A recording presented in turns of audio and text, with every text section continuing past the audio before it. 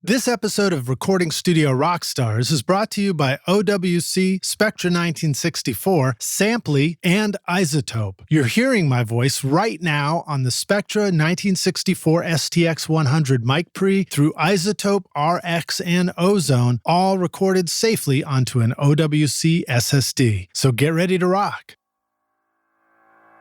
I don't get caught up in other people's trips. That is their trip. That's their consciousness. That's their mind. Those are their neuron. I say always show up every day. And the thing that I say on the Lost Highway podcast, I say in life, it's patience, persistence, positivity. Those are the things, man. Those are the fuels in order to, if you're interacting with the universe in the world, those three things are wise to use.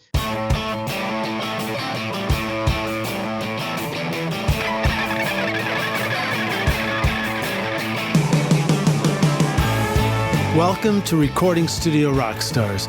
I'm Lid Shaw, and this is the podcast created to help you become a rock star of the recording studio.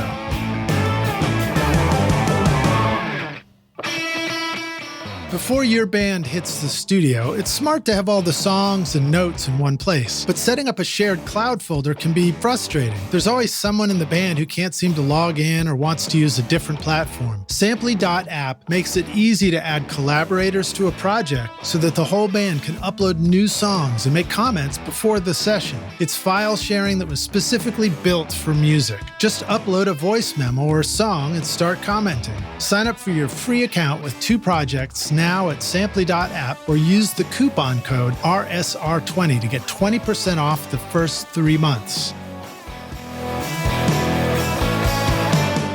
Want to know how I get a consistent sound quality mixing hundreds of episodes of Recording Studio Rockstars? Well, I've been cheating all along by using Isotope, RX, and Ozone on every single episode. Right now, you're hearing RX declick, declip, DS, deplosive, voice denoise, Ozone multiband compression, EQ, and limiting on this podcast episode. Try out the subscription option with an extended 30-day free trial at isotope.com/rockstars or use the code ROCK10 to get 10% off any individual plugin purchase. Howdy Rockstars, it's your host Lid Shaw and welcome to Recording Studio Rockstars, bringing you into the studio to learn from recording professionals so that you can make your best record ever and be a rock star of the studio yourself. My guest today is Daniel Donato, a 25-year-old guitarist and songwriter who started out at the young age of 16 playing regularly in Nashville's iconic honky-tonk Robert's Western World while gigging with the Don Kelly Band. His debut album, A Young Man's Country, was recorded at Nashville's Sound Emporium in 2 days and produced by guitar ace Robin Ford. The record weaves outlaw country, Grateful Dead-style Americana, and first-rate songwriting into a singular form that Daniel calls 21st century cosmic country. I need like a special effect on my voice for that one. Cosmic country. The message of these songs contain Daniel's cosmic country ethos, which is about finding the courage to blaze your own path, which you've definitely done, dude. As such, it's an ethos the artist extends beyond music into the channels of social media, where Daniel's built up a huge following of devoted DD heads, as his fans call themselves. His podcast, also Daniel Donato's Lost Highway, brings together like-minded creatives to get at the heart of what makes artists tick, for which he's interviewed Brothers Osborne, Brent Cobb, Orville Peck, and Gary Talent of Bruce Springsteen's E Street Band, to name just a few. And a big shout out and a thank you to Anders Jovaag at Atom Audio for making our introduction. Thanks, Anders. Appreciate it. Please welcome Daniel Donato to Recording Studio Rockstars. Daniel, are you ready to rock the cosmos? Yeehaw. Yeehaw to the cosmos and back. Nice, dude. Well, it's great to have you back on the show. It's great to have you on the show for the first time. Tell us a little bit more in your own words. You've got such a cool story, and the video that's on your YouTube channel that kind of is you explaining how you were busking and then going into Roberts and stuff like that. Give us that little brief story of your background and how you got into doing what you're doing. The funny thing about compressing the story of your life into a brief story is that it unveils. Right. It unveils a lot of it unveils themes and similarities that are shared with other stories that you've observed in your time. Yeah, and then that's a fascinating thing to relate to and observe. My story is of the kid who was bad at skateboarding and was bad at sports and loved Guitar Hero, started picking up a guitar and became obsessed with it. And then I discovered that I lived in Nashville. I lived outside of Nashville. Very funny. And what a trip that it started with Guitar Hero too.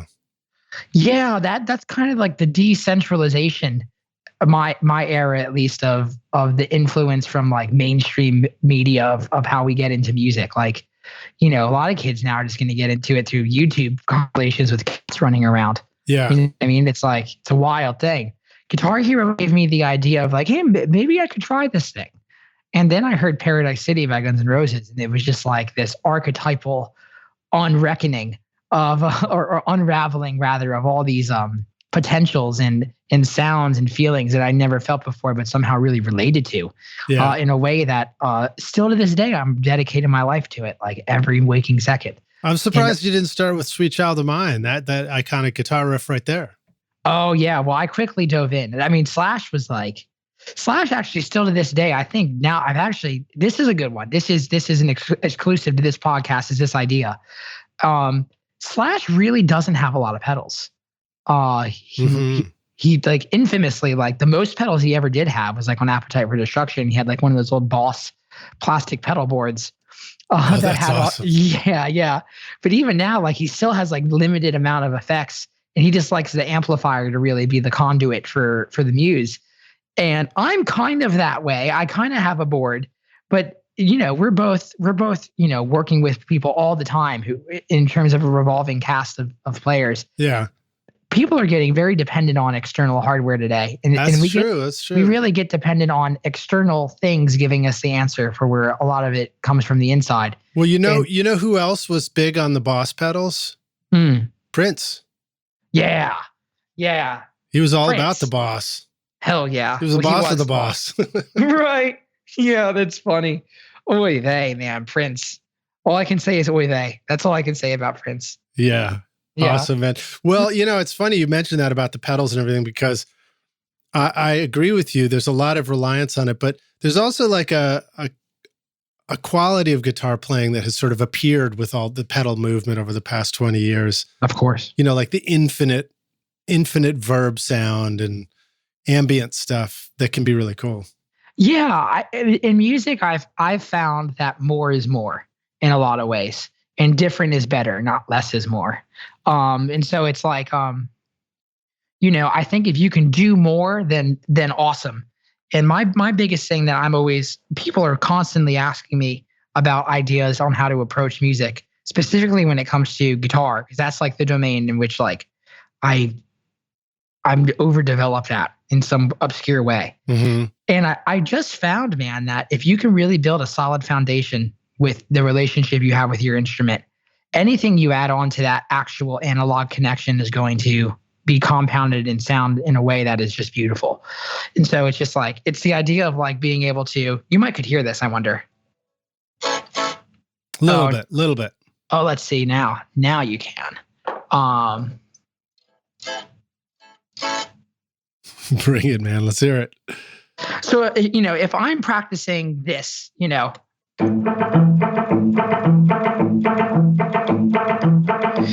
just that, there's a frequency. There's an energy that is vibrating at a frequency right there that just works. And so if I can have that analog source vibe work, then anything I add onto it, even like delay, it's going to sound awesome. And if I add some phaser onto it,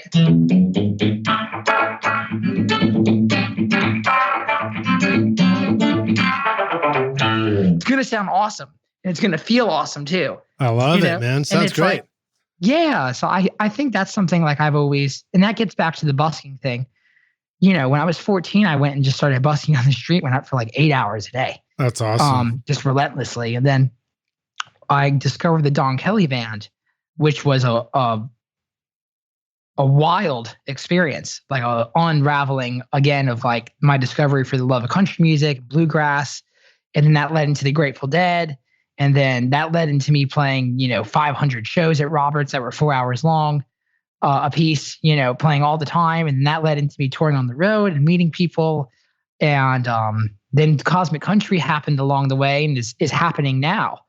So in short, that's kind of where we're at today. Yeah, that's cool. By the way, you also, speaking of first on the podcast, you're the first one to play electric guitar on the podcast. And it sounded great too. That was the way to do it. Just turn up an amp. That's beautiful. Yeah. I kind of have a really stellar home setup here because when I'm at home and we're not touring, I can get very anxious and in my own head that I'm not like doing enough and not getting enough things done. Yeah. And so there needs to be like, I call it the Cosmic Command Center here. Like it's rigged up. Yeah. Nice. So you're a Deadhead as well. You got way into the Dead and Jerry's playing? I want to qualify it with I am a Deadhead who was born in 1995. I have to have that. Nice. That asterisk there because nothing contends with actual analog experience with reality. And I've never been able to go and see Jerry. Right. Because he wasn't with us in 95 any longer. Right after July, after early July. And so, or August rather. And that's when they played last. So I'm as much of a Deadhead really, truly as I can be. Like I'm friends with a lot of people in the Grateful Dead camp now. I know I listen to it every day. I love it. It is my life. It's I live my life by the words of Robert Hunter and Jerry Garcia and Barlow and Weir and Phil Lesh songs, not so much, but I love Phil Lesh's playing, except Box of Rain. I do love Box of Rain. That's one of the best songs that the Grateful Dead ever put out. That's awesome. Well, here's my plan for you, dude. You need to get in touch with Jonah Hill because I just saw him on a late night talk show talking about getting the role for Martin Scorsese film of the Grateful Dead. So he's going to be Jerry. He's obviously going to need somebody to play the guitar for him. So yeah, I'm putting it out there officially now. I would never, I would never try to ruin something good, but that's actually not out of the realm of possibility. And that'd be awesome. With some of my friends that I've been very fortunate to have, I think we've already kind of discussed something of that nature. Cool, man. Cool. Yeah. Well, so let's spin this yarn just a little bit more. So you were playing and busking at 14. So first of all, that's a young age to be just out on the street in Broadway. Oh yeah. Especially in that crowd, it's a pretty drunken older crowd usually. Older than 14 anyway. Yeah. But you seem to have set your sights on playing in Robert's Western Wear, which maybe describe that place to the rock stars, because if you haven't seen it, I remember the first time I went in there and somebody said, "Hey, we're going down to Broadway to go to this place called Robert's." And I walked in there and I had this holy shit moment where I was like, I'd been living in Nashville and Murfreesboro for years, but I had never experienced that. And I was just like, now I get it. Now I love Nashville. Right. So it is that. What's funny is cities change and yet they retain the same name. And it's just like how you change as a person. And the values and the things that you project out to the external world are in a constant state of flux. Now, Roberts is the place it's the memory bin in the attic. It is that place of what Nashville used to be. And it truly is that. It truly is the best fucking place to go in Nashville. And I really mean that. Yeah. I really do. Nashville used to not have 3 stages at every honky tonk. The bathrooms are terrible. The lighting is so dark. There's so many neon signs. It's just like so loud in there just with neon. Yeah. The food is still $7. It's like there's you can no still buy sound. Boots. They don't sell those boots anymore. Oh, never mind. I take that back then. but that's the thing is Broadway. That's the thing though. But Broadway has all these pop-up shops where you can go buy 3 pairs of boots for one, and you got to give them your email address, and they text you all the time. It's like, what in the world? It's like Roberts truly is like there's no sound man there. You have to bring your own microphones. You have to bring your own cables to play there. Like, wow, I didn't know that. Yeah, it's like completely what Nashville used to be. And when I first discovered it, BR549 was still the house band. Okay. That was, they were one of them and the Don Kelly band and Brazil Billy are pretty much like the 3 seminal bands of Roberts. Yeah. Great stuff. And then I don't know if they still have it, but like up above the stage, there's a little shelf there where kind of the the house kit goes or something like that, right? Yeah, there is. Yeah. It's just terribly disorganized in there. It's a mess. And but it's not like it's a uncomfortable place to go. Like I've really actually never met anybody, like sincerely, who doesn't love Roberts. It's very odd. I've met people and taken them out who swore to their, heavens and back that they wouldn't love Broadway, and they didn't. But then when we went to Roberts, something cosmic happened, and there's something weird in the vibrational setting of that building. You have to think about it this way too, my friend. I've spent a lot of time in this building. It's 24 feet away from the back door of the Ryman. And you leave Roberts and you see the back entry of the Ryman. You could walk in. Yeah. And it was made that way on purpose. Because that's where all the country stars still to this day go. That's where everyone who plays the Ryman goes there. The Ryman this year was the best-selling and highest-rated theater in the United States of America, 2020. Wow. 2021, that is. There's something very special about the Ryman. I believe that there's like a radiation that happens with Roberts to some degree there. And it's just like a brilliant, timeless place, man. I can't recommend that building enough to anybody who comes to Nashville. So just to qualify it a little more for the rock stars, it's the music that you hear in Roberts it's still legit. That's what's so cool about it. It's like what you just heard Daniel playing on the guitar just now. Broadway is this unique place to me. It's very unique because it's this long stretch of road. I guess it's not all that long. It's a handful of blocks downtown in Nashville. And when you drive down it, excuse me, you hear music, a live band coming out of every open door of every bar on either side of the street. And so you're talking about like hearing like 20 live bands playing at once as you drive down. It's just great. It sounds like you just went to band, like mid-state band camp rehearsal or something like that, where all the kids are rehearsing. But Roberts is the one where when you go in, you guys are still playing the legit old school stuff, two-step, swing, Western swing, and all kinds of cool things. Yeah, absolutely. Hank Williams, Bob Wills, Waylon Jennings, Willie Nelson, Lester Flatt and Earl Scruggs, Jamie Martin, Harry Nelson, Tom T. Hall, George Strait, all of it. It's just like, it's all in there. Marty Robbins, especially. Marty Robbins is really loved by the owner, Jesse Lee Jones there. And when you walk in the door, you literally have to walk across the dance floor to get in and go get a beer. Yeah, you do. Yeah, it's great. It's a brilliant place. It really is. It's brilliant in its simplicity, just like a 3-chord country song. Yeah. In my studio, I've got the Mac Mini M1 paired up with the OWC Mini Stack STX Thunderbolt 4 certified storage and hub expansion solution to connect to all my dedicated audio drives, sample libraries, and backup drives. It's the perfect size to stack with the Mac Mini and add storage and connectivity over Thunderbolt or USB. Whether you have the new or older Mac Mini, nothing stacks up in your studio quite like OWC. Find the new Mini Stack STX and all your storage needs at macsales.com/rockstars. The Spectra 1964 STX100 mic pre provides unequaled headroom and linear output regardless of transient audio peaks, capturing critical details from your microphone. The 100 series amplifiers were used by Tom Dowd, Muscle Shoals, and the Record Plant on records by ZZ Top, Aerosmith, and John Lennon. Now you can get that same incredible sound in your studio at spectra1964.com or call them at 801-797-0642.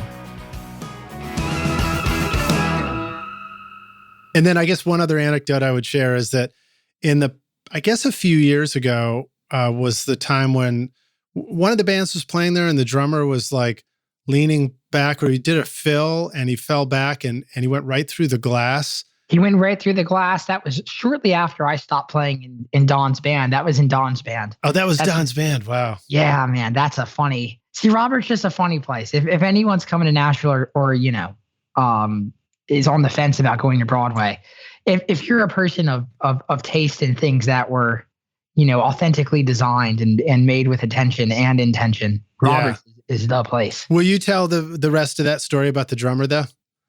I don't really know much about it. I wasn't involved. I was on my own trip at that point.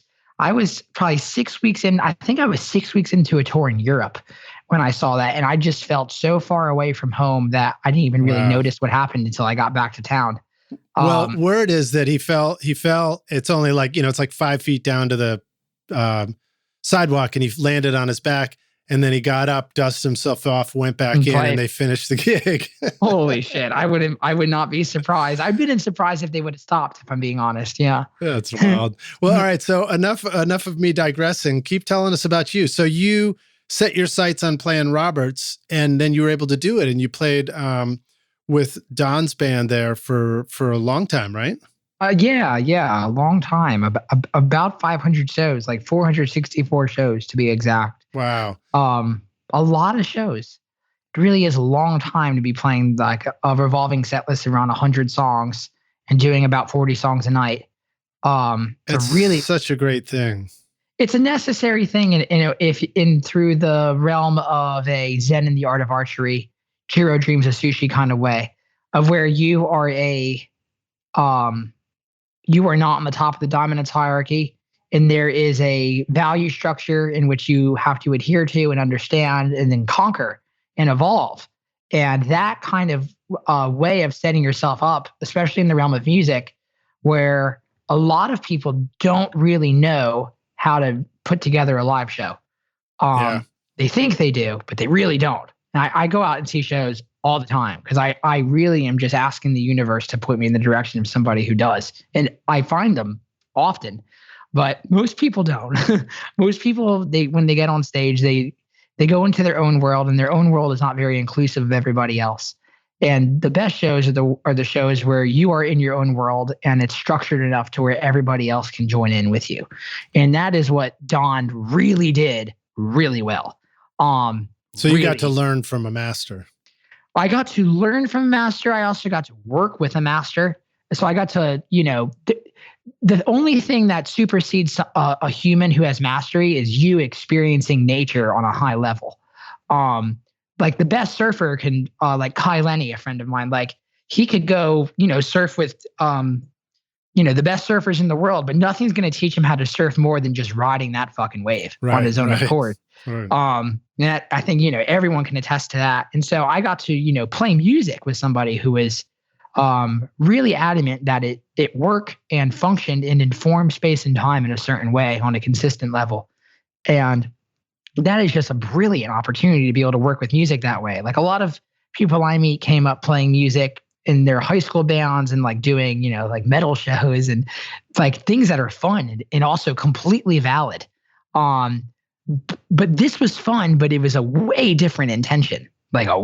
These guys are not fucking around when you're 60 years old and you're playing in a honky tonk and you've been doing it since 1984. Like you're really doing this because it's your living and you got to make it awesome. You actually have to make it bulletproof. What got him excited on the stage when you guys would play a gig and something really money? Okay. Yeah. Don loved making that cash, man. So do I, but Don loved it. So and that also is a thing that's very short-sighted because if we get in, the thing that makes money on Broadway is not the thing that makes money that is at scale in terms of what sells out Ryman's, what sells out arenas. That's a whole different thing. Mm-hmm. And that's something that my experience post Don Kelly Band has been very, very beautiful to see that because I've been able to, it's kind of like a dancing bear in some way. So it's like it's playing guitar behind your head, like jumping on shit, playing with your teeth, playing very loud when it's not necessary, and like tapping,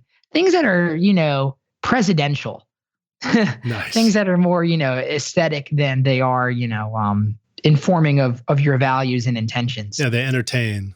Yeah, and I love that. So I love entertaining. I love performing. I always like to say though, it's a celebration, not a presentation. There needs to be a tenacity of the wild. Present moment that's inclusive of what you do. So yeah, what Don loved in a band was that there was not a lot of time in between songs. You were always in tune, you were always on time, and that you just got it done and you played at a high level. And those are the things I like to take from Don and bring to everything I do now, not even music. Yeah. Yeah. Yeah, I think I can understand that. So in the studio, the things that I learned from other people that gave me a sense of, like artistic urgency and appreciation for efficiency with getting things done right and well and quickly, are things that I've grown to really, internalize and just appreciate on every session. So I can completely see how that would become ingrained in you, Yeah. What are some other things that, I guess when I was thinking about the live thing, well, let me ask you this question before Please. we go off on it. 24 steps behind the back door. Yeah. You were talking about what's there, and it's more than just what's there. I think you've set your sights on it, right? Do you hope to be playing in there at some point? Have you already played in the Ryman? I've played the Ryman a lot. Yeah. Nice. But I want to sell it out as Daniel Donato, Cosmic Country. It's like, that's my next, it's my next goal. It's not it's not my vision. Vision is almost this moving target that you actually never do achieve fully. But there's things that are trickle down from vision that are goals and milestones. And the Ryman is like my focused one right now. Like, I'm staring at it right now. Like, I have a sold out Ryman auditorium on my monitor that I work on. That's great. Yeah, man. I just like reminding myself of vision and goals often, because that's kind of what music does for me. And it's very meta and abstract. And I can explain it more if you want. But yeah, the Ryman is it. It's just like the most cosmic place there is in Nashville. That is. Well, what are some of the ways? I mean, without necessarily going into the concept of it, what are some of the ways that you set a goal for yourself and then make that, trackable so you can take steps towards it? I discover goals. I discover goals based off thinking and ideas, and I don't know where ideas come from. And I've done some research on them, and no one really has a really solid idea on where they come from. People have good hypotheses, but I have a lot of faith and trust, and not in a way that's faith like tied to any religion. It really is just I have a faith and trust in my ideas and the things that come from my mind, and I think I have some sort of cosmic responsibility in some way to see them through. And so if I have the idea and it tickles in some way that's fun, I got to make it happen. I got to set out to make it happen. And so that's where my manager Owen comes in. That's where my agent CJ Strock comes in over at Mint Talent Group. That's where my business management KBFM comes in. That's where my friends over at the Lost Highway podcast with Osiris Media, RJB, and Greg and Matt and everyone, and Christina over there. It's a whole in my band, my tour manager, and it. If you have the vision and it's grounded in something that is very sound. And that can mean a different thing to somebody else, but to me, it means something that is true to myself and that I'm capable of doing. Are you familiar with the Japanese concept Ikigai? I do know that word, but I haven't said it in so long I forgot what it means. So tell us again. Ikigai. My friend Mark from After School just turned me on to this. After School is a great YouTube channel. He makes brilliant content. If you're philosophically and or psychologically minded in any way. But Ikigai, it's composed of 4 concepts, and it's essentially 4 circles working in unison. So if you can imagine for me for 1 second, there's 4 circles and they all intersect at one point that you want to be in that one point. Just like how the Ryman used to have that one circle where all the country stars used to stand. You want to be in the one point of the circle. I just drew it. It's like a daisy. It's like the center of a daisy. Right. And that's where we could, that's where my friend Robert Edward Grant, who is like a big ancient geometry and sacred geometry guy rather, could come in here and give you all kinds of quantitative evidence as to why that's really, it's like scientifically fascinating. But so the Japanese, the Ikigai composition of concepts is 4 things. It's something that you love doing. You are talented at it. You're good at it. You can work hard at it. The world needs it, and you get paid to do it. So the 4 things for Ikigai is that it's something you love doing, you excel at it, you can develop at it, that kind of thing. I'm not going to go and try to be a defensive lineman. And then the world needs it. And then 4, you get paid to do it. You need all of those things to have a harmonious interaction of some kind. Yeah. And I think if you can literally listen and hear it, those goals and those visions will come. And that's what's been happening to me every day of my life. Even the days where I think I just am massively depressed and sad. It's been that way every day since I was 14 and I played on stage for the first time at Legends Corner. It was just, there's nothing else I've ever wanted to do. And really, I'm not interested in anything else. That's great, man. That's great. Well, I love, I'm much older now, 54 at this point, but yeah, I remember the sense of discovery with guitar when I was younger too. And I feel like I'm always trying to get that back a little bit. In fact, I think a lot of our audience is feeling that way too.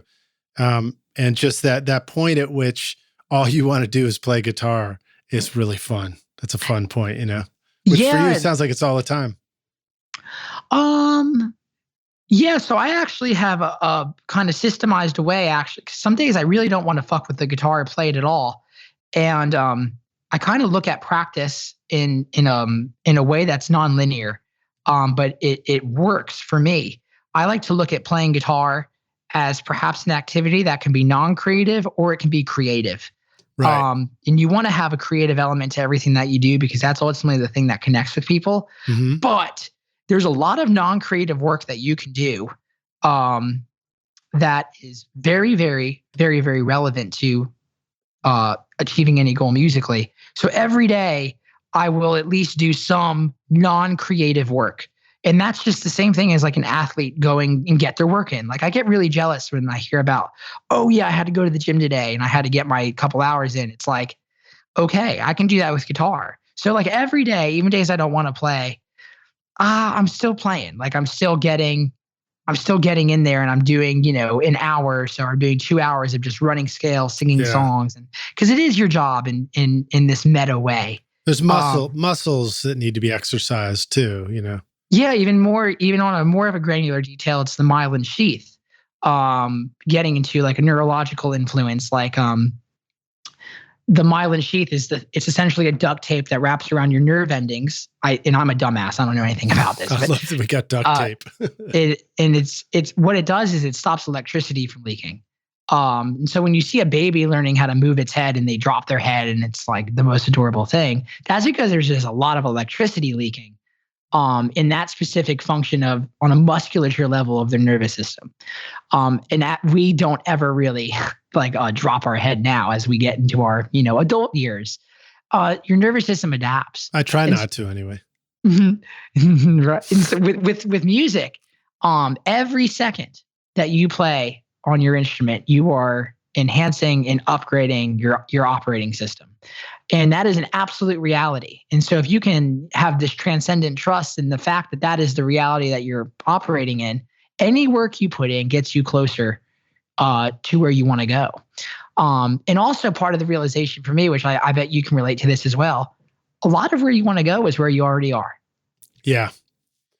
Yeah, a lot of times I find what I really want to do is just do the thing I'm already doing and just do it. Don't think about doing it. Do it, Exactly. Yeah, man. Absolutely. Or just not overthinking things, but it's definitely a wild thing interacting with life and playing music all the time, man. Like it's a very strange way to interface with space and time. If you're ready to discover the secrets to making your mixes sound great no matter what your studio situation, then check out my free mixing course, mixmasterbundle.com, where I show you how to get great sounding mixes in your studio using simple techniques and free plugins. And when you're ready for more advanced studio skills, then check out recordingstudiorockstars.com/academy, where you can learn from Grammy-winning teachers to help you record, edit, mix, and master your best record ever. Use the code ROCKSTAR right now at checkout for 10% off any course for a limited time. Let's talk about songwriting for you just a little bit. Let's pick another difficult topic, which is the lyric and the singing. So what is your approach to that? If it's similar to the guitar where it's like sometimes it's creative, sometimes it's just I'm working out at the gym. Yeah. Do you have a way to do that for the lyric part and the songwriting part? The muse of writing is a little bit more temperamentally disagreeable than the muse of discipline, and they behave differently. They behave very differently. Very strange. Mm-hmm. It's very odd. I'm always, I think getting into the Alan Watts concept that life is analogous to music, where in the sense, right? So each moment has context and it has meaning, and it doesn't need explanation. Like you need that bar that leads you into the chorus, because then if you didn't have that bar leading into the chorus, you wouldn't have had a lead into the chorus, you know? Right. So everything has context and it has meaning. And if the point of music was to get it done as fast as possible, then the best composers would be like the fastest written songs. That's not the case. Clair de Lune is 5 minutes long, you know, and it's just the piano. So it's like, it's interesting. So I kind of look at songwriting as a different thing than practicing guitar, because it is. And so and this might sound very meta, but if life is analogous to music, then life is a song. And if you look at the archetypal concepts of like Carl Jung, everything has context in relation to a theme that's already happened. Oh, your girlfriend broke up with you. Oh, you have a credit card bill you can't pay. Oh, you're scared to do this thing that you know that you should do. All of these are themes. Everything that's happening to us in our lives are relatable to another story in life. And so I'm just trying to always look at how my life objectively can be relatable to somebody else. And so essentially, in short, man, I would say that I'm always writing a song. Mm-hmm. I'm always writing several songs, and there's 3 stages of development for songs. There are songs that have happened, which we rehearsed for 3 hours, my band and I, and these are songs that have happened. They've happened on stage, they've happened on Spotify, and they're going to happen again 100+ times this year on Cosmic Country Tour. Yeah. And then there's songs that are happening, which are like demos, you know, sending this to my producer. What do you think of this harmony idea? These are happening. Then this is where it gets very confusing. And this is when it gets most relatable to the unconscious, which is the most terrifying part of the psyche, at least for me, are songs that have not happened yet. Now that's fucking terrifying, because I have a lot of like songs that have not happened yet are like loose voice memos, loose notebook papers that just have randomly scribbled lyrics. Some of them drunkenly at 2 a.m. Some of them, you know, just strolling in the van, driving from Colorado to Texas and just thinking of a lyric idea and just jotting it down.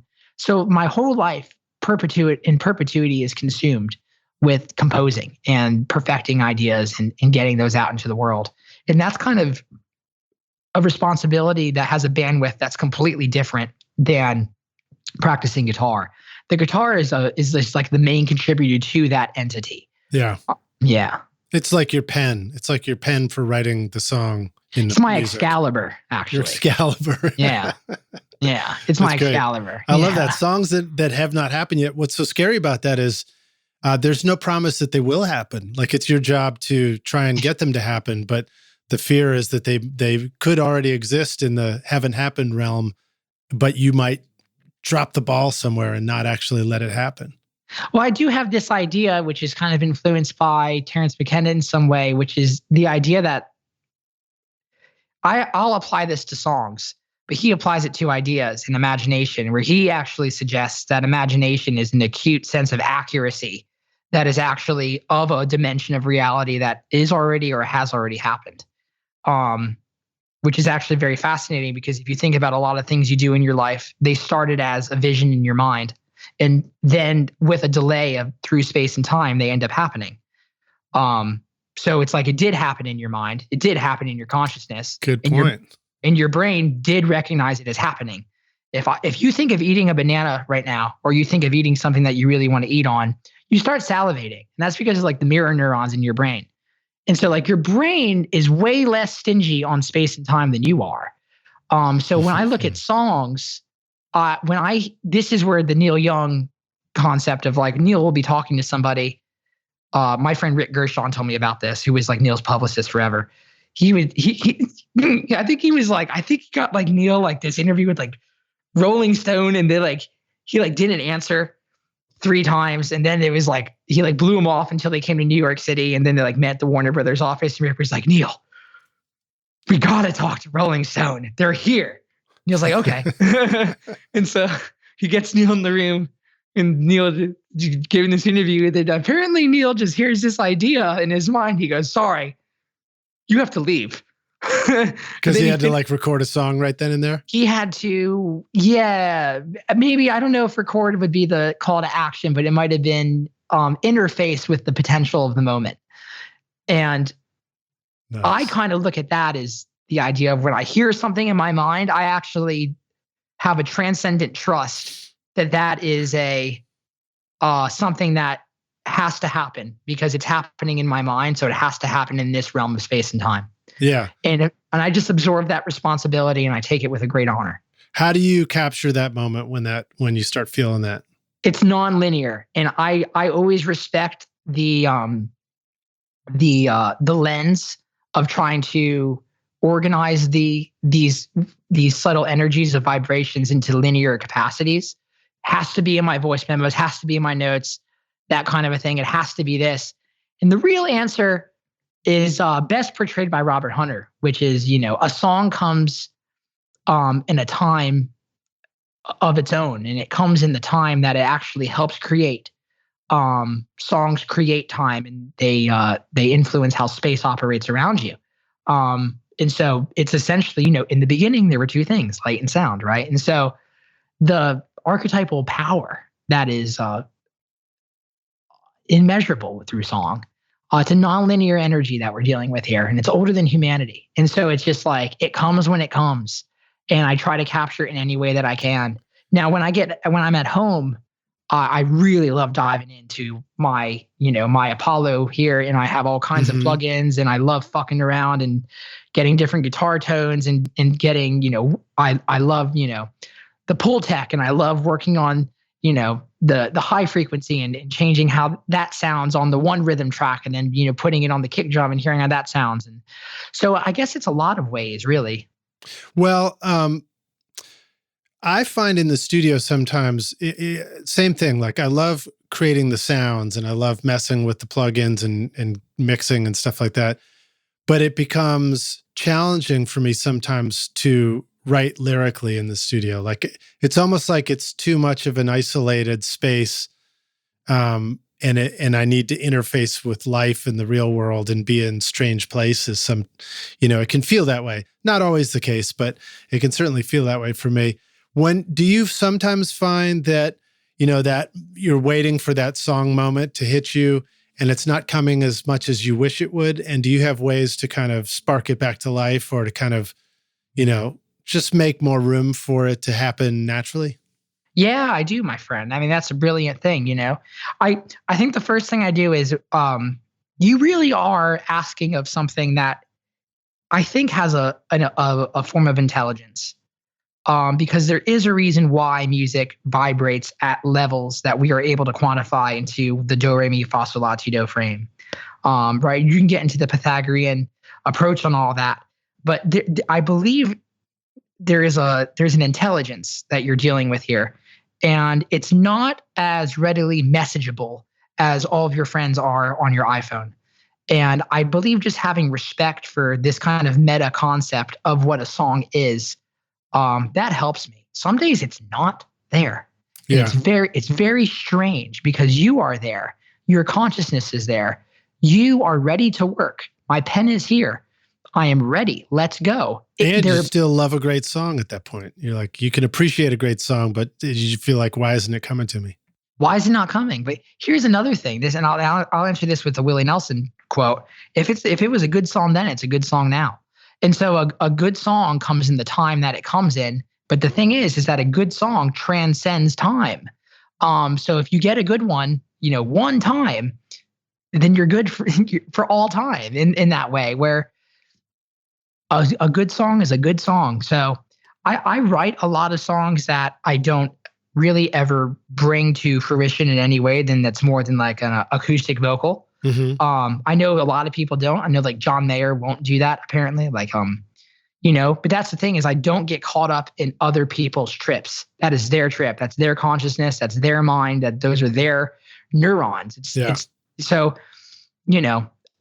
I say always show up every day. And the thing that I say on the Lost Highway podcast, I say it in life, it's patience, persistence, positivity. Those are the things, man. Those are the fuels in order to if you're interacting with the universe in the world, those three things are wise to use. Patience, persistence, positivity. And what of those three does the present moment require of me? So if I went to go to, sit down and write a song or reimagine a song or something like that, and I'm not inspired, I'll be patient and maybe I'll sit there longer than I have to and I'll wait till something comes to me, or maybe I'll try to change it on its axis a little, right? So say I'm trying to write a song,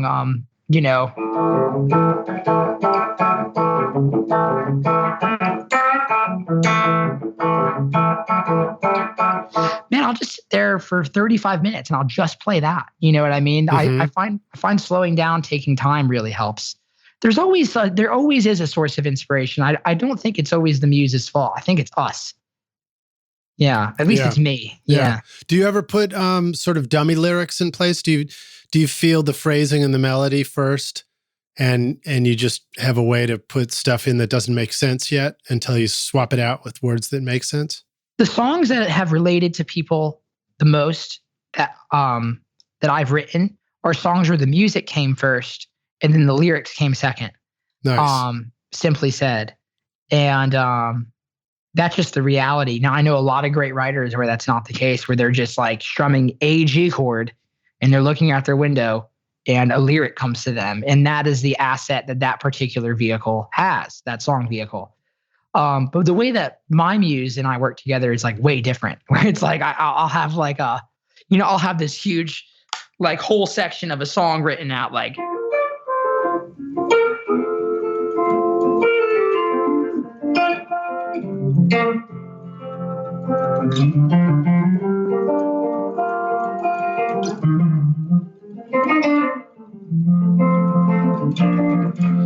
And I'll have to sit on it for a while, and then all of a sudden it'll come. That's great. What was that tune? We've got that in the playlist, I think, don't we? That's a song called "Sweet Taste in Tennessee." Yes, great one. In fact, my question about it was that had some sweet finger picking on it.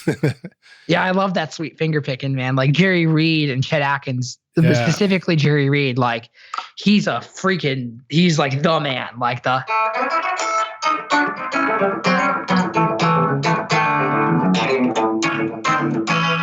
It's just like, God, what else do you need? How do you, let me break that down a little bit. What's your right hand doing when you were just playing there? Is it a pick in between two fingers and you're using your other fingers for the kind of back picking chicken stuff? Yeah, the answer to that would be hybrid picking. And it was done in a way that was really staccato. But I think on a more meta level, what you're hearing is, I really think you're hearing emotion being channeled into a literal form. Emotion is actually only literal when we express it. But it's actually like the most abstract and confusing, unsettling thing when it's internal. Right? When your car breaks down on the side of the road, you feel all kinds of negative, anxieties. But it only starts to actually become a literal emotion when you start reacting to it and it starts taking form in your body. And that's like a Piaget concept. And so what I actually think what we hear when we hear things that really affect us emotionally on a level is that you're hearing emotion take form in something that is literal, like a note. And like that's like the brilliant opportunity that we have here as humans, is to be able to like take emotions, which where do those come from? And then we get to channel those into something that we can all understand and agree and find value in. And those Jerry Reed licks, man, those are divine twang. If like that whole thing.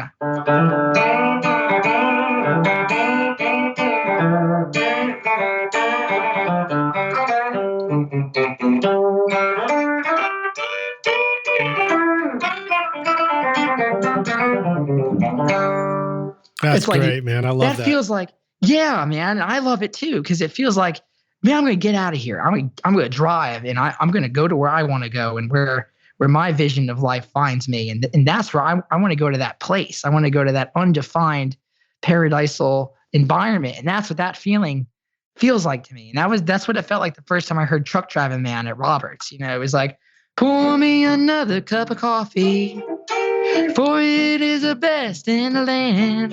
And I'll put a nickel in the jukebox and play the Truck Driving Man. It's like, how does a 14-year-old kid relate to that? It's like, you're not even drinking coffee yet. Yeah. You're like, a juke what? What's a box? I didn't know about juke. You mean an iPod? You mean like, so, I think these feelings, even words and notes, I believe they are mortal compliments to a vibration, an emotion, a frequency, some immeasurable quality that we simply have the ability to be conduits for. That's great, man.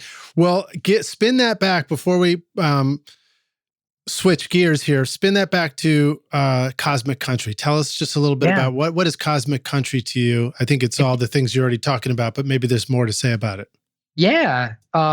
Cosmic Country is if you like jam bands and you like country music or like Americana music. Yeah. Yeah. I think it's I do. Yeah, man. It's not really like... It's very simple in that way. We'll take 3-chord songs and country songs and we jam those out. And then we also have songs that are just like purely cosmic songs, like Double Exposure is a song we're coming out with this year. And like that has wacky sections like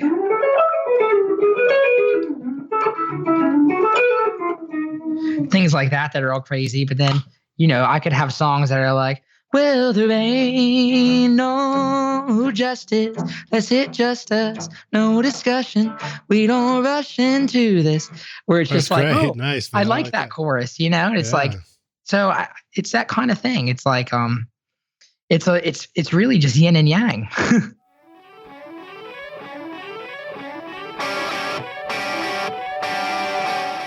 The STX-100D from the Spectra 1964 Custom Shop is the big brother to the now famous STX-100, a fully discrete mic pre with dual transformer isolated Spectra 101 amplifiers. The STX-100D is exactly the same original circuit found in Stax, Ardent, Advision, A&M, and Record Plant recording consoles. The sonic performance is identical. Best of all, it will plug into a single space of your standard 500 lunchbox. And if you want to add the sound of the famous Spectra C610 complementer, then check out the new STX600 modules, combining the STX100 mic pre and C610 into a single 500 module. Now you can get the same incredible sound in your studio that worked for famous producers like Tom Dowd with the STX mic pre's BBDI and complementers. Go to Spectra1964.com or call 801-797-0642.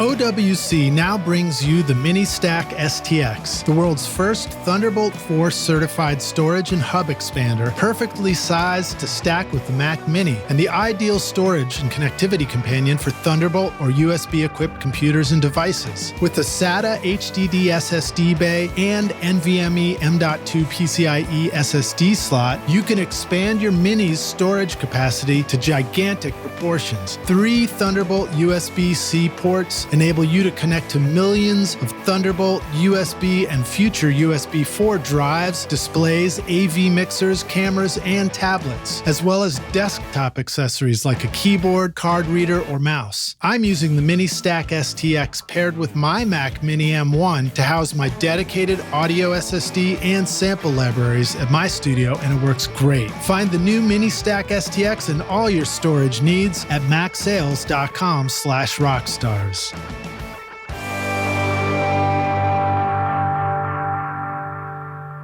Hey, Rockstars, we're back now for the jam session. My guest today is Daniel Donato, joining us from Nashville with some chicken picking. And are you ready to jam, Dan? The man? Yes. Dan, the man. I have to say, man, a lot of people ask me, do you prefer Daniel, Danny, or Dan? And I like all three. And it's like, what people choose to say is like, it's inclusive of who they are as people. So I like Dan. It's like when we do this thing where we play new towns, Yeah. it's kind of becoming a tradition. Like if Cosmic Country's never been to a town before, I do Denim Dan. It's like 4 layers of denim. Nice. And people have been coming out to the shows and they're all like dressed in their denim. And it's like our first. Sweet, man. Yeah. A Canadian tuxedo. We call it a Cosmic Tuxedo, but yeah. Awesome, dude. Well, so just to reveal a little bit of the magic of podcasting here, rock stars, it sounds like we stepped aside from the mic for one split second, but really we're doing the second half on an entire another day. That's how magical and high tech we get here at Recording Studio Rockstars sometimes. Yeah, right. The power of words. Yeah. So welcome back. And we were talking about all kinds of cool stuff, but I figured I'd kick it right off with talking a little bit more about chicken picking guitar and amps and getting the sounds that you want. Yeah. What would you say about a go-to guitar for the chicken picking sound? What about an amp? And then talk about how you like to record a guitar amp. Yeah, I think Fender guitar, a Telecaster. I use Seymour Duncan pickups. Those are my favorite pickups in the world. And there's a reason. It's because Seymour legitimately is top 10%, if not the top pickup manufacturer in the world and designer, he himself, but let alone his team. Just really the best pickups ever. And he just has like original schematics that Leo designed and that Les Paul designed. And he's just, he's obsessed. So his pickups really are the best, in my opinion. Mm-hmm. Fender Telecaster it's hard to really beat that one, man. In the early times of Nashville on, Hank Garland and Grady Martin and all the Nashville style country in the day used to be on Gibsons. But there is this really wacky thing happening out in California, specifically in Bakersfield, with players like Roy Buchanan and Don Rich. They were playing these Fender Telecasters because that's where Fender was. And so they were developing this sound and these Fender amps that were, quintessentially country. Like when you hear this, that's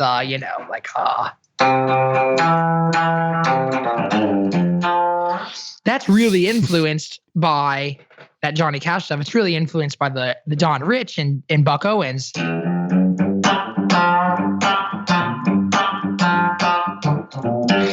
All you're hearing is hardware-wise a Fender Telecaster through a Fender amp. It's like, what's the bluegrass thing? It's like, it's a Martin guitar. The country thing is a Fender Telecaster through a Fender amp. And it is that simple. And the funny thing, it's kind of like a Jiro Dreams of Sushi / Zen of the Art of Archery, kind of this Japanese thing where it's like your bow and arrow ultimately is a very simple setup.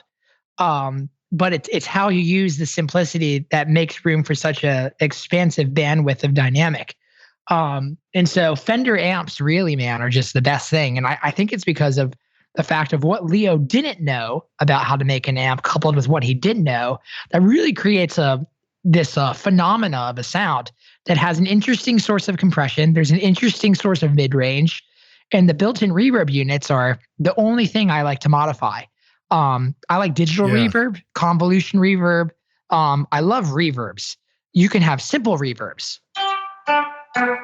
You could have cosmic reverbs, which are more like.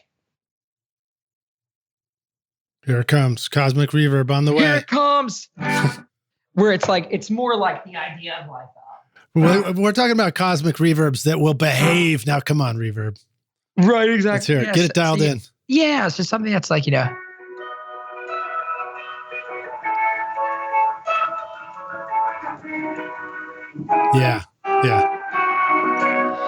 That kind of stuff. And that's the kind of thing you can get by using a pedal for all that, right?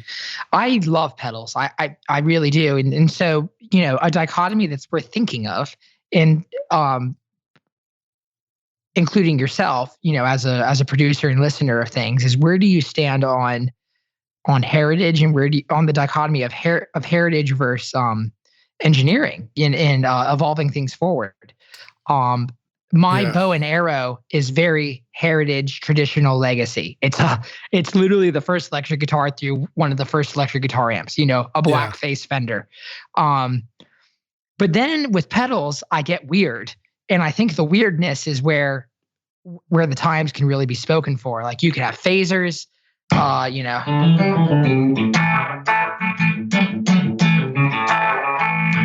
It's that kind of country.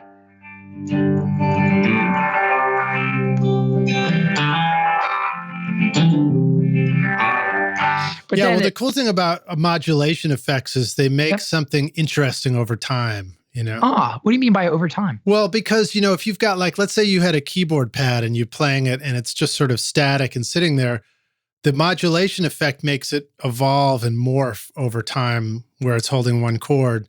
Now, in your case, of course, you weren't holding one chord. You were picking away and playing stuff. But, you know, that strum pattern and everything like that, it just kind of makes it change its shape over many bars, which I think is a cool effect. Yeah, my thing, you know, I was able to work with, years ago, I was with my friend D. White, who's one of the best vocalists and writers. But his vocals are really just, you can't teach it.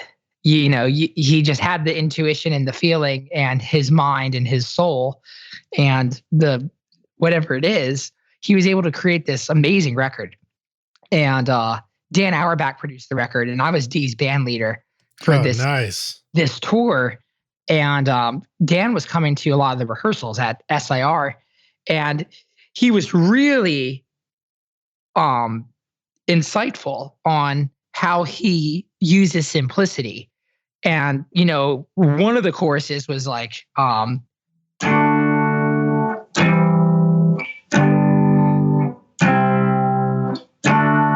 know,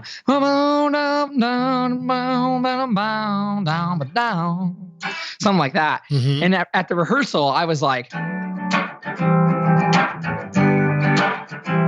and Dan was like, no, try this. Try turning on a phaser. Try turning on some reverb and just go in.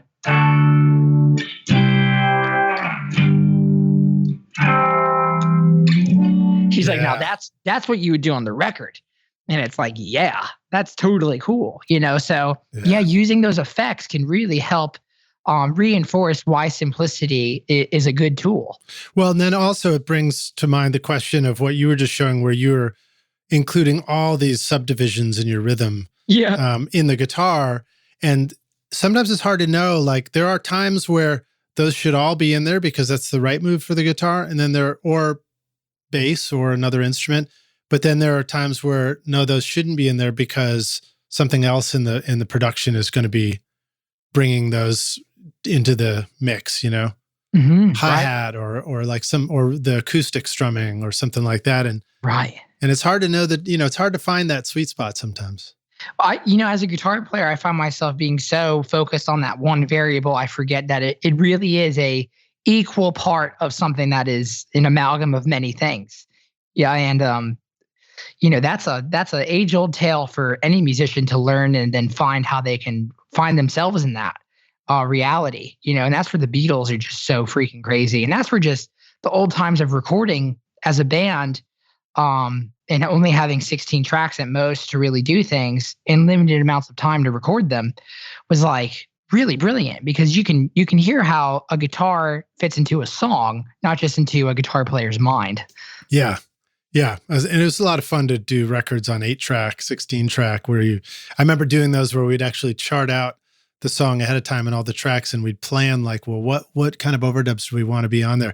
Of course, my take at that point was like, we got 16 tracks, let's use all of them, you know? Yeah, of course. Instead of maybe like, maybe it didn't need that, but it's fun to do. Now, of course, we talked about this a little bit before, but, you know, Sweet Taste in Tennessee, got some sweet finger picking on it. And that one, I believe, was maybe acoustic. And I wondered if you wanted to talk about how you like to record acoustic guitar as well. God, I have a couple different approaches with acoustic that I love. And the most recent one that I've been doing is a Martin HD28. And I use LR Baggs. I just got the chance the other day to sit down and talk with Lloyd Rodell Baggs. And we were going through his voice print technology that he and his team of engineers came up with. And it's just surreal. I don't know if you're familiar with it at all. Not yet, no. So it's essentially the idea of taking the ones and zeros, or taking the analog signal of what is an acoustic instrument, processing it into 1 and zeros. And by processing it into a digital signal, you can manipulate that signal in a way that influences limiting, multi-pression, and all kinds of processing assets. And then you can take that digital signal and then mix it in with obviously your stereo acoustic microphone setup that you're going to do. So, that's always the traditional thing, right? Like you do something on the 7th fret or around where the neck meets the body, and then you do something near the sound hole. Or, there's the different ways of like, I know Dave Cobb will do like a mic kind of above the shoulder, and then like a mic that's more centered towards where the neck joint is on the acoustic. But I've been loving the voice print technology and mixing that in with an analog signal. And then you could always like revamp that. So that's what you're hearing on Sweet Taste in Tennessee is an analog signal that's stereo, 2 really nice microphones, and which they don't have to be. The Bon Iver record is just SM57s. And then the first record. And then you're hearing like a really like high quality processed acoustic signal that's ever so slightly blanketed in there. And that's coming from the DI. That is coming from and it's a superb quality DI. Yeah. Like it's absolutely, I think it's quite expensive, but rightfully so. I mean, so let's say that one more time. So let's just say here we are and we're like, man, I really want a great acoustic that when I play it on stage, it's going to sound as good as it gets with the DI. What was the Martin again? And then which DI would that be? And the Martin HD28, which is just like it's like a Tesla version of a 28. Nice. So it's just the engineering on it and the setup on it is brilliant. The materials that are used on it are a little bit updated, yet it's traditional in terms of radius, nut size, neck dimensions, and wood types and body size. So again, it's just like an updated version of a D28. You can't go wrong with a good Martin. You just really can't. And then the preamp is where it starts where you can start introducing complexity.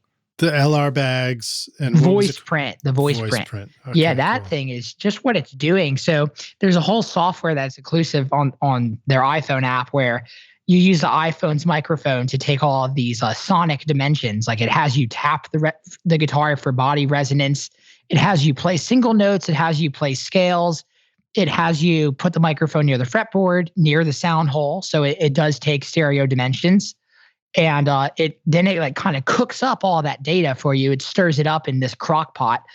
And it gives you this like superb signal that you can therefore modify and apply EQ to and apply compression to. Wow. And then right. And then even live, you can do that. So that's insane too. So it's a whole thing. That's very cool. Well, I'm excited to hear that. I'll go check that out. I did a little bit of playing acoustic by myself on a stage and kind of went through this initial process of like, well, what pickup do I want? And I went and listened to compared them online, and I got something that I liked. I can't. Oh boy, I forgot what the model is of mine, but it's a in sound hole, coil pickup. Yeah. And it sounds pretty great, but it's not. It doesn't quite work for strumming. It's better for like picked out guitar parts or very precise playing. Because it responds a little bit like an electric. But it's amazing how different acoustics and pickups can sound when you start getting into that and wanting to go play on a stage.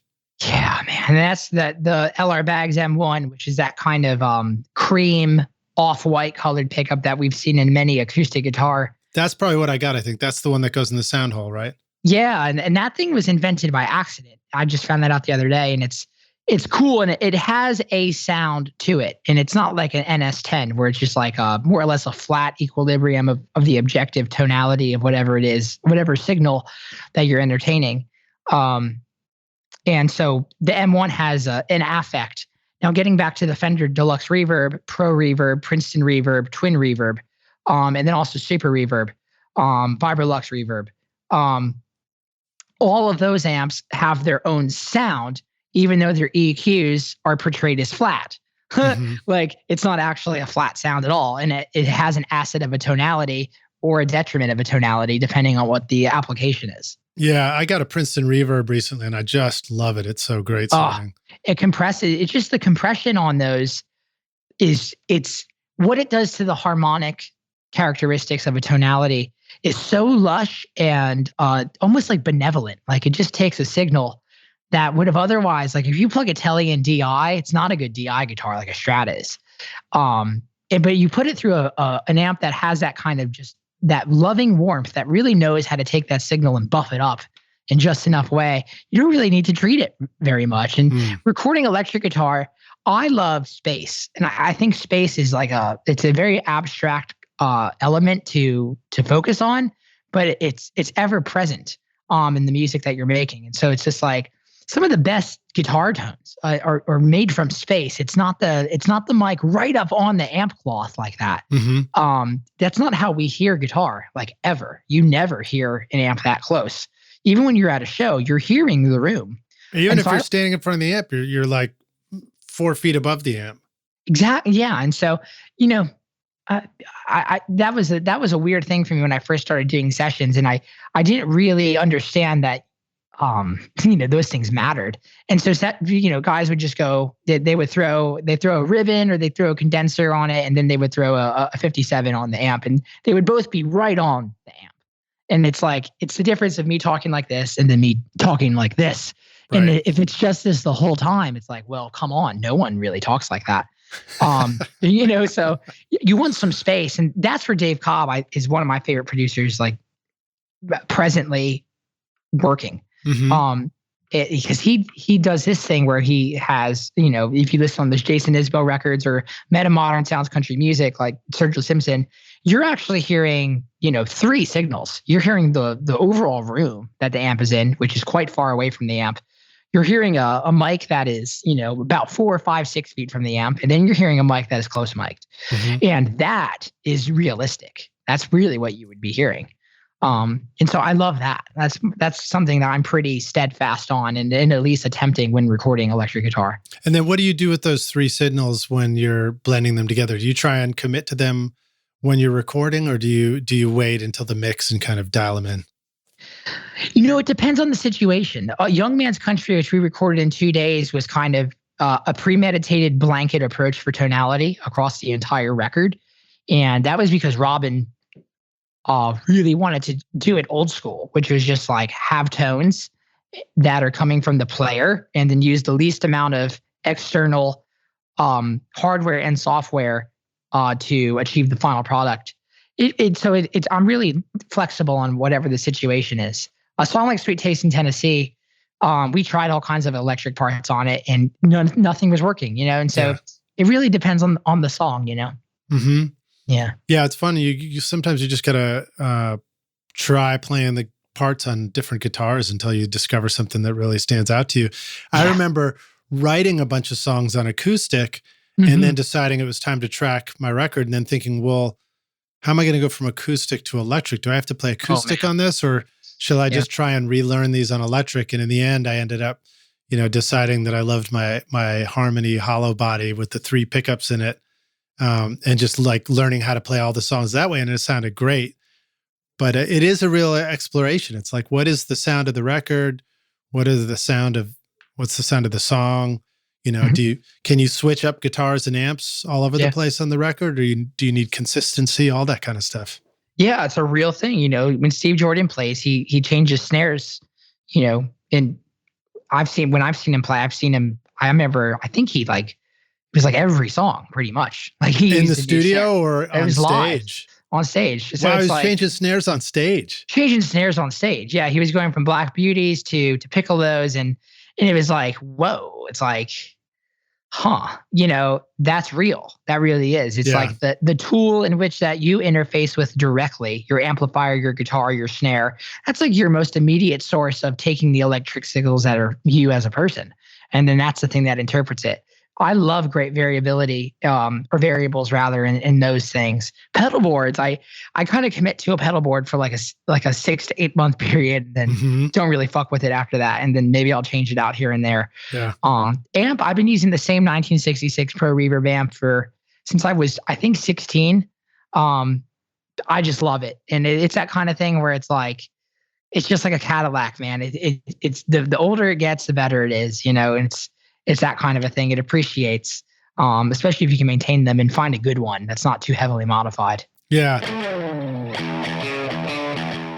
Have you ever wished you could remove the click track bleed from a singer's vocal mic, the sound of shuffling feet from a full choir, or clicking noises from the valves of an otherwise brilliant trumpet solo? These are just some of the incredible things I've been able to clean up, edit, or remove from a recording using the magic of iZotope RX. Great for mixing with a collection of plugins for your DAW to manage plosives, clicks, S's, noise, buzz, reverb, breaths, and even guitar fret squeaks with a set it and forget it simplicity that lets you focus on your creativity in the studio while you let iZotope handle the audio challenges. If you've ever wanted to truly feel like a magician in the studio, then iZotope RX is your magic wand. Try out the subscription option with an extended 30-day free trial at iZotope.com/rockstars or use the code ROCK10 to get 10% off any individual plugin purchase.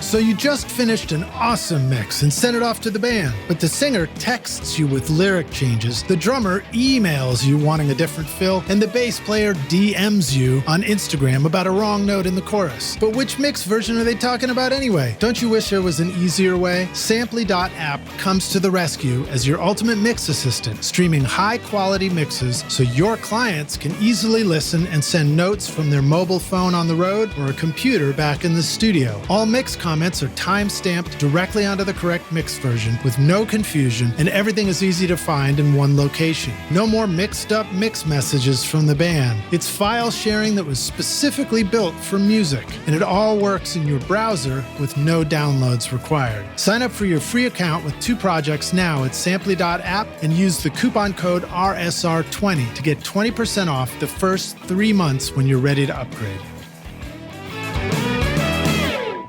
Now, with your pedal board, let's talk a little bit about that, because I think sometimes it can be, again, we live in a world of sort of infinite, God, there's an infinite number of pedals out there if you've ever been to a NAMM show. It's a populated market space. It really is. And then you've got like an infinite number of possibilities, but that's not really going to help you out if you approach it like that. Like, I imagine when you put your pedal board together, you're going to play a show and there's like, you might make some adjustments on the pedals, but my guess is you have pedals that you've selected that kind of each does sort of a thing. So when you turn it on, you're getting that thing to play with, versus there's also that approach where people are like, all right, I'm going to like dial things along like crazy. And now I need a big fancy switcher. So for this song, I hit this switch and there's that guitar sound for that song. But those can be less flexible, Yeah. I would suggest everybody, check out the Trey Anastasio 2021 Summer Rig Rundown. That is an amazing execution on how to use a switcher in a way that has great variability in tonal selection.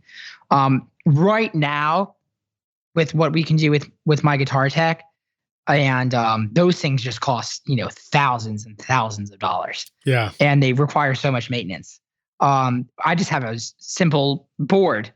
And I use Creation Music Company pedal boards, and I use mainly Keeley pedals. like it's a monopoly of Keeley pedals. Like pretty much aside from 3 pedals, not including a tuner, or including a tuner, I use Keeley. Those are just some of the best handmade effects in the world. And Robert Keeley's been making pedals forever, and he's obsessed. Now, is Creation Audio, is that Alex Welty's place, or is that another place with this? Creation Music Company, they make, they do road cases, they do cables, and they do pedal boards of all different kinds and sizes and materials, and that's John Snyder. Oh, cool. Yeah, I cannot recommend those enough, man. I have taken this pedal board to continents and thrown it into crevices I would never thought I'd see it again. And it you know what I mean? And I've left it at places, and the board is just incredibly resilient. And I think, that's the biggest thing. And do those come with power supplies too, or are they more like just the architect? I mean, the physical framework of the board itself? The power that I use is from Walrus Audio. Power, again, the thing that processes the frequency that is you in your sound should be of the most premium quality that you can attain. And Walrus, their pedal powers are just super clean. super transparent, and very consistent. And they also have great accommodation for older pedals. Like I love using a Memory Man, the old EH. It's just like the EP3. It's just like, those older pedals, man. They were never flat, like, because the engineering capabilities were not that advanced to where they could just be neutral. And so in the absence of their neutrality, the presence of a certain kind of tone is yielded. And the Echoplex has a sound, and the Electro Harmonics Memory Man original big box version has a sound. Yeah, now the Echoplex, so that's a beast to carry around if you're going to bring in a big box with you. I would never do that on tour, unless I had, even if I had the money to really have somebody who'd be inspired to maintain it tape wise. It's just like, I'm going to tell you something. I'm going to hip you to a secret here. I don't think it's a secret, but Matt Fuller is Full Tone, and he just moved to Nashville, so he's here. And Full Tone, of course, was making those Echoplex boxes for years and years. Really, those are cool. Yeah, really nice. Well, I love all this stuff. I love all the pedals and effects and everything that comes with it. Now, what about talk a little bit about like maybe a recent board for you, and like what kind of, because I think this is relevant in the studio, very relevant as well. Even though often it's about live shows, but talk about like what pedals are there laid out in front of you. Like in other words, some simple explanation. So like you might have more than one delay, right? You might have one delay that's doing the Memory Man. You might have one that's just doing a slap, one that's doing long infinite stuff. Yep. Yeah. I have 3 reverbs, 3 delays. So those are typically the architects of space. And so I kind of look at it, my thing, the domain of experience I can speak from, having had the most experience in, is live. So I'll start with that, and then I'll go into my studio process, which is a little bit more novel, and less realized.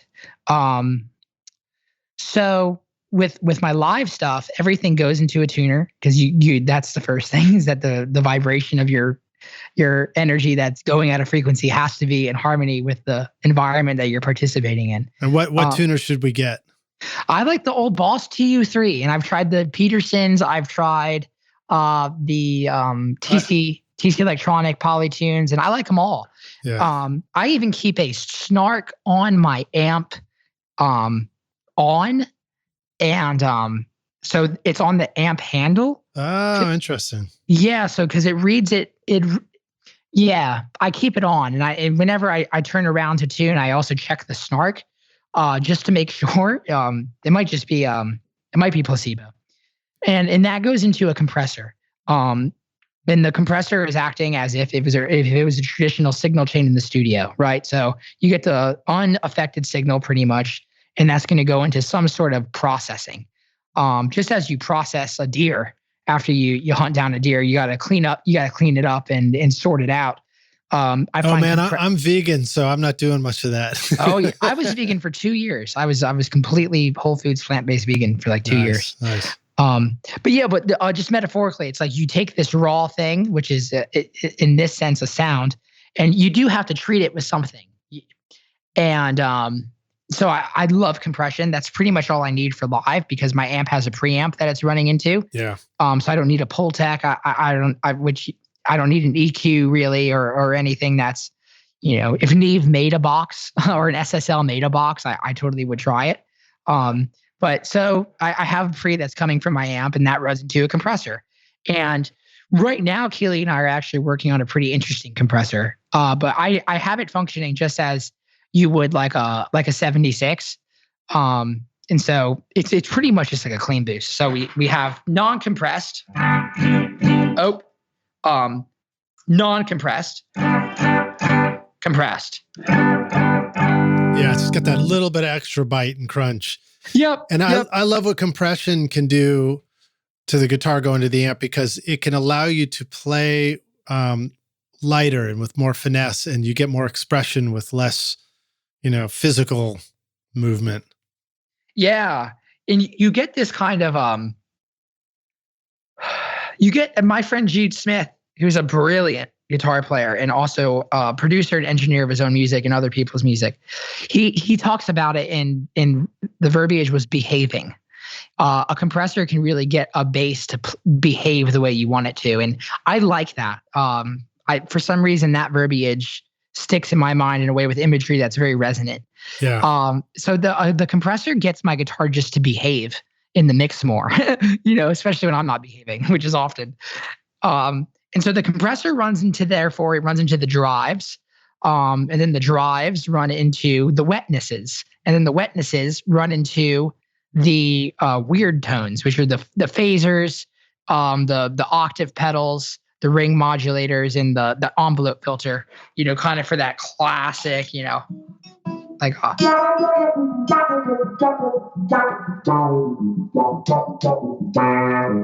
kind of, yeah. Which, on a Nashville session, I've never seen something like that being used. So just a disclaimer. Yeah, but when you get to play your dead set, you get to use it. That's why I love Cosmic Country, man. That's my domain in the platform that like I'm spending most of my time in. So that's everything I'm speaking from. And I love that sound. Now, do you know Edie Brickell?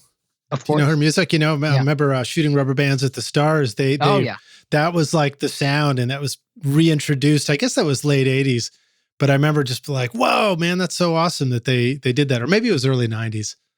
That is a thing too. And that's an interesting like philosophy that I've observed. Like living in Nashville can kind of put wool over your eyes in regards to this concept here. But there's a sound that a city has, and then there's like a sound that just like individualized ecosystems of artists have. And it's like Edie Brickell like has an Edie Brickell sound. Like, and like Buck Owens had like his sound became the sound of a city, but he had like his sound. Yeah. Come into Blues Nashville. Traveler had a sound. They had Blues like Traveler. a real sound. Hell yeah. Yeah, they have their own sound. Like they can go record anywhere. Little Feat is a great example. Yeah. That sounds like them.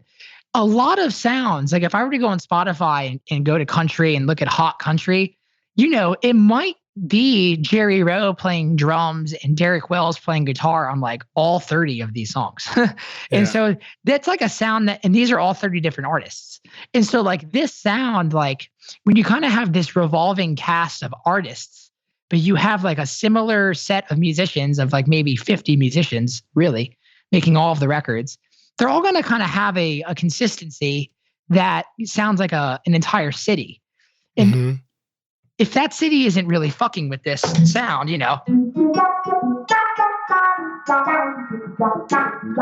it's like, well, you're not going to hear it. You're not going to hear it on terms of what is being like massively delivered and sent out. And I love that. I have great respect for that and love the efficiency of those records. But yeah, just speaking from the domain of like what I'm finding great fulfillment in is the live thing. And it's like, you can really take people on for an experience there with different dynamics of sounds and tonalities that are very nonlinear. Do you have a way that you have found when it comes to songwriting and live and stage stuff to sort of capture new song ideas from the stage? Do you find that is easy to do or a challenge to do? And you got any good tips?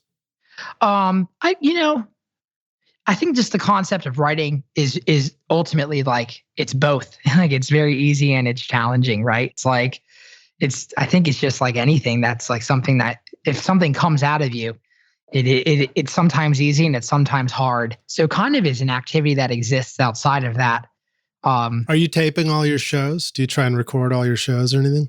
Do you record every show? And starting in February, we through a very generous relationship with Shore. We're upgrading our recording rig to be like a very full room sound and everything's mic'd and it's all going to go into a 32 input digital board and we'll be able to mix it. And so yeah, that's something like I'm very interested in doing because the only way to see outside of yourself is to hear what you do objectively. Yeah. And so it's like, play the show, mix it down that night, listen to it the next morning when you're on your way to the next gig. Well, there's more to it than that too. I'll add this because Please. I had Craig Parker Adams was on the show and his episode just came out and then he sent me a link to a project that finally just was released. He's been mixing Frank Zappa's back catalog and he did like an 8 CD set And, Zappa and the Mothers of Invention, those guys were always recording live shows and putting that stuff out, like the Grateful Dead, Yeah. And one of those shows apparently was when Zappa, a fan jumped up on the stage and attacked him. And then he fell 12 feet off the edge of the stage and was paralyzed for a year. Oh my God. And that's when I remember reading Zappa's book. That's when his voice changed and dropped an octave and stuff. So I don't want you to fall off a stage, but I'm saying those live recordings, sometimes it's just capturing a historical moment in your own career that's worth having, so I definitely applaud that, man. Record. Yeah, man. Thank you for that. Thank you. That's a crazy, good thing it wasn't as bad as what happened to Dimebag Darrell, where he was executed on stage wrongfully. Wow. Yeah. Someone came up on stage and killed him. I think they shot him. Yeah, wow. I think they shot him. Yeah, it's videos on YouTube. But yeah, a great example is like, where we have this song right now we're working on called High Country, and it was all focused around this,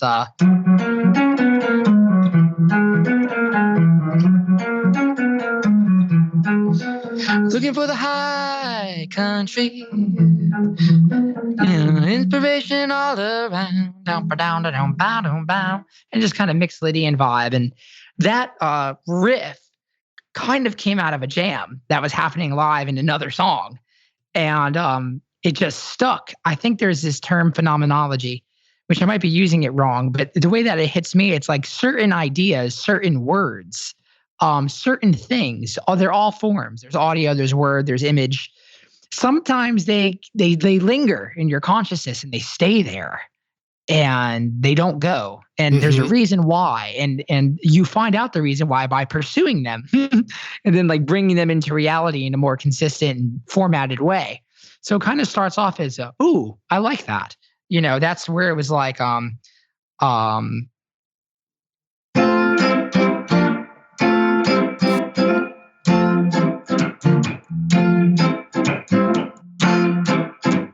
then like loving that Paul Simon riff and then going to a right that day. And then my friend Brooks Hubbard being like, 4-1. And I was like, okay, how about just to change up the voicing a little. And then I accidentally go, and it's like, oh, wait. It's like there is an identity. There is something that I haven't heard, and it sounds like also something I might have heard. And that's the thing I'm kind of always chasing.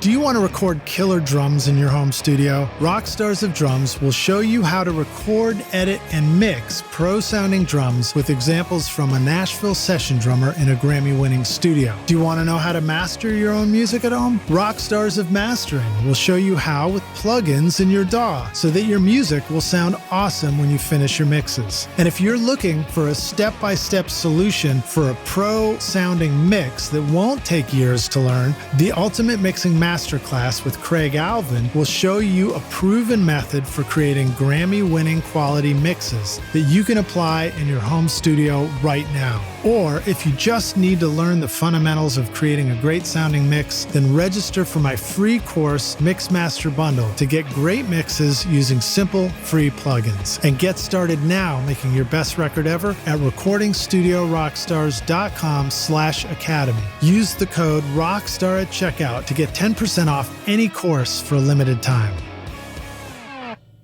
How do you like to record in the studio? Do you like to play with a band the whole time, or do you like to let sort of a scratch guitar go down and then replace everything? Or do you like to build things from a click? I think I know what the answer to this is going to be, but I'd like to hear you talk about how to record in the studio so that you really get the right kind of thing. One of my biggest heroes is Trey Anastasio. And it's like, one thing that he said in this interview once is there's more preparation than you would than you see, and there's more abandon than you would believe. And he's talking about what he does live, and it's like, fuck yeah. So on the preparation side of things, I prepare all the time. There's never a song that I cut in the studio yet, life is long, that I haven't ran a lot of times from a different side of the prism, if you will. Because a song is a Rubik's Cube, right? It is a form, just like a square is a form, it's a shape. And you have to align the variables that are inside the shape into a harmonious nature. Just like getting colors to be all the same, you kind of have to get all these parts of a song to work in a harmony together. So my thing is being from Nashville and having the influences that I've discovered and have discovered me. A lot of those songs work on acoustic guitar, like just acoustic, just a vocal, and a little bit of analogness on them, right? Right. And that's a good, just a good tone. So I run songs all the time at different tempos, different keys, different arrangements, many times recorded at my home studio before I bring them into a platform that has other conscious beings injecting and helping me create the shape, create the form. Yeah. If you don't really have a vision of how a song's going to go prior to getting to the studio, in my experience, it comes out being something that it exists outside of better or worse, but it's usually just way different than you thought it would be. And that can really influence your feeling on the song, especially if you're the person who wrote the song. Yeah. Me being the guy who's been also hired, hundreds of times to just go and play, probably thousands actually at this point, to go and play on people's songs where I have no personal attachment to them. And they don't really know, the song's like, well, I was walking home from the store the other day. There, it's a song. And now I'm walking back home and I'm living my life. It's like, it's like 3 chords. And I'm like, what do you want to do for a riff? What do you want to do for those kinds of things? And I like to, if I'm going to have somebody inject who they are into a song, which is crucial, I want to know where it's going to happen. And I want to at least have an idea of where that can sit. So in short, or a long answer to a short question, which could have been a short answer, is I really just run the hell out of the songs and I have a really solid idea of how they're going to be prior to taking them into the studio. And 9 times out of 10, there's going to be a fully fleshed out, produced, rough demo that has full, isotope mastering attempts in a very novice way on my end to at least give people the fullest image that they can have of the song. It's all resolution, right? It's like Motorola Razr photo is way different than an iPhone 12 photo. And I like to bring in as close to an iPhone 12 photo as I can. Can you even do a Motorola Razr photo? Does that even exist? It might look like it might look like a lot of these CryptoPunk NFTs that we're seeing for sale. Nice. Has that entered your world at all? This whole NFT craze for music and what the future holds? Do you have any thoughts about any of that stuff? Yeah, man. I do. And we're actually going to start our first one here on the 18th of this month. And it's all, in short, it's all just based around community. I think community there's these certain energies that we do and that we are when throughout humanity that never have changed and don't seem to really be going anywhere. And community is one of those. Yeah. Like the first thing they do when you're, a terrible person, you kill somebody or do something terrible, is they take you away from other people and they put you in isolation by yourself. So the lack of community is a real detriment to our psyche and our person. So everything that we're going to be doing around NFTs is like community driven. And we're working with a company called Yellowheart NFTs, which is like one of the preeminent music companies in the NFT space. They did the Kings of Leon release, Disco Biscuits, The Strokes, Brandy Carlisle, Jerry Garcia Estate, Les Claypool, stuff with Primus. They're stellar. And we're dropping our first one this month. And it's very humble, especially with where I am in my career. It's not like I have millions and millions of followers where these things could kind of just like, go for 6 figures overnight. Yeah. But I'm excited about it. Yeah. Yeah, you got to just build it up. You never know. I think that one of the things that's fascinating about it is, you can create something today, and then if your career is, in a completely different place in 10 years or 20 years, oh yeah, and that value of that thing goes way up, it's still reflected back to you as the artist. Right, because of the blockchain technology. Right, yeah, man. It seems to be inevitable. And my dad, he's worked in integrations technology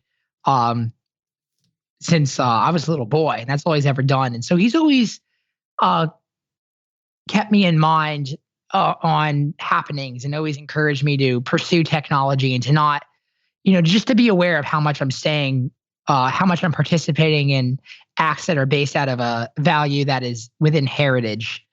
You know what I mean? It's like some artists don't put their music on streaming, like Garth Brooks. And I guess if you're Garth Brooks, then yeah. If you're literally the best-selling American artist in history, then sure. But if you're just some kid from Spring Hill, Tennessee, who just loves guitar and can't stop playing it, and you're born in 1995 and you haven't sold any platinum records, it's like you should probably look into see where technology is going, just to see where you can reach people and build value and community. Yeah, that's cool, man. Great answer. I love hearing about that stuff. Hell yeah. I've got some future guests coming on where I think we'll get a chance to talk about that too. And I know there's really mixed opinions about that. I mean, of course, we've got a lot of older crowd like myself, listeners that may, it's been a mix. I mean, I think I don't even know if age is the determining factor. It's not. It's open versus, it's trait openness versus trait closed.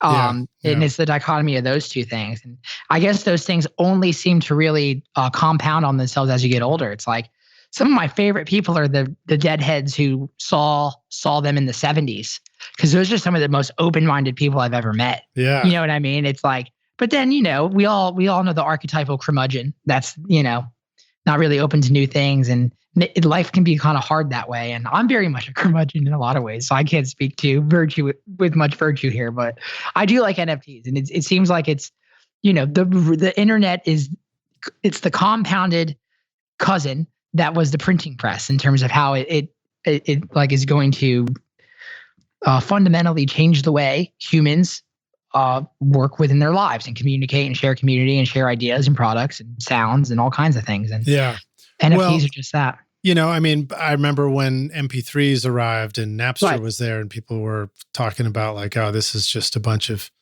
people didn't get it. A lot of people got it. Labels didn't get it. Some people thought it was stupid. Nope.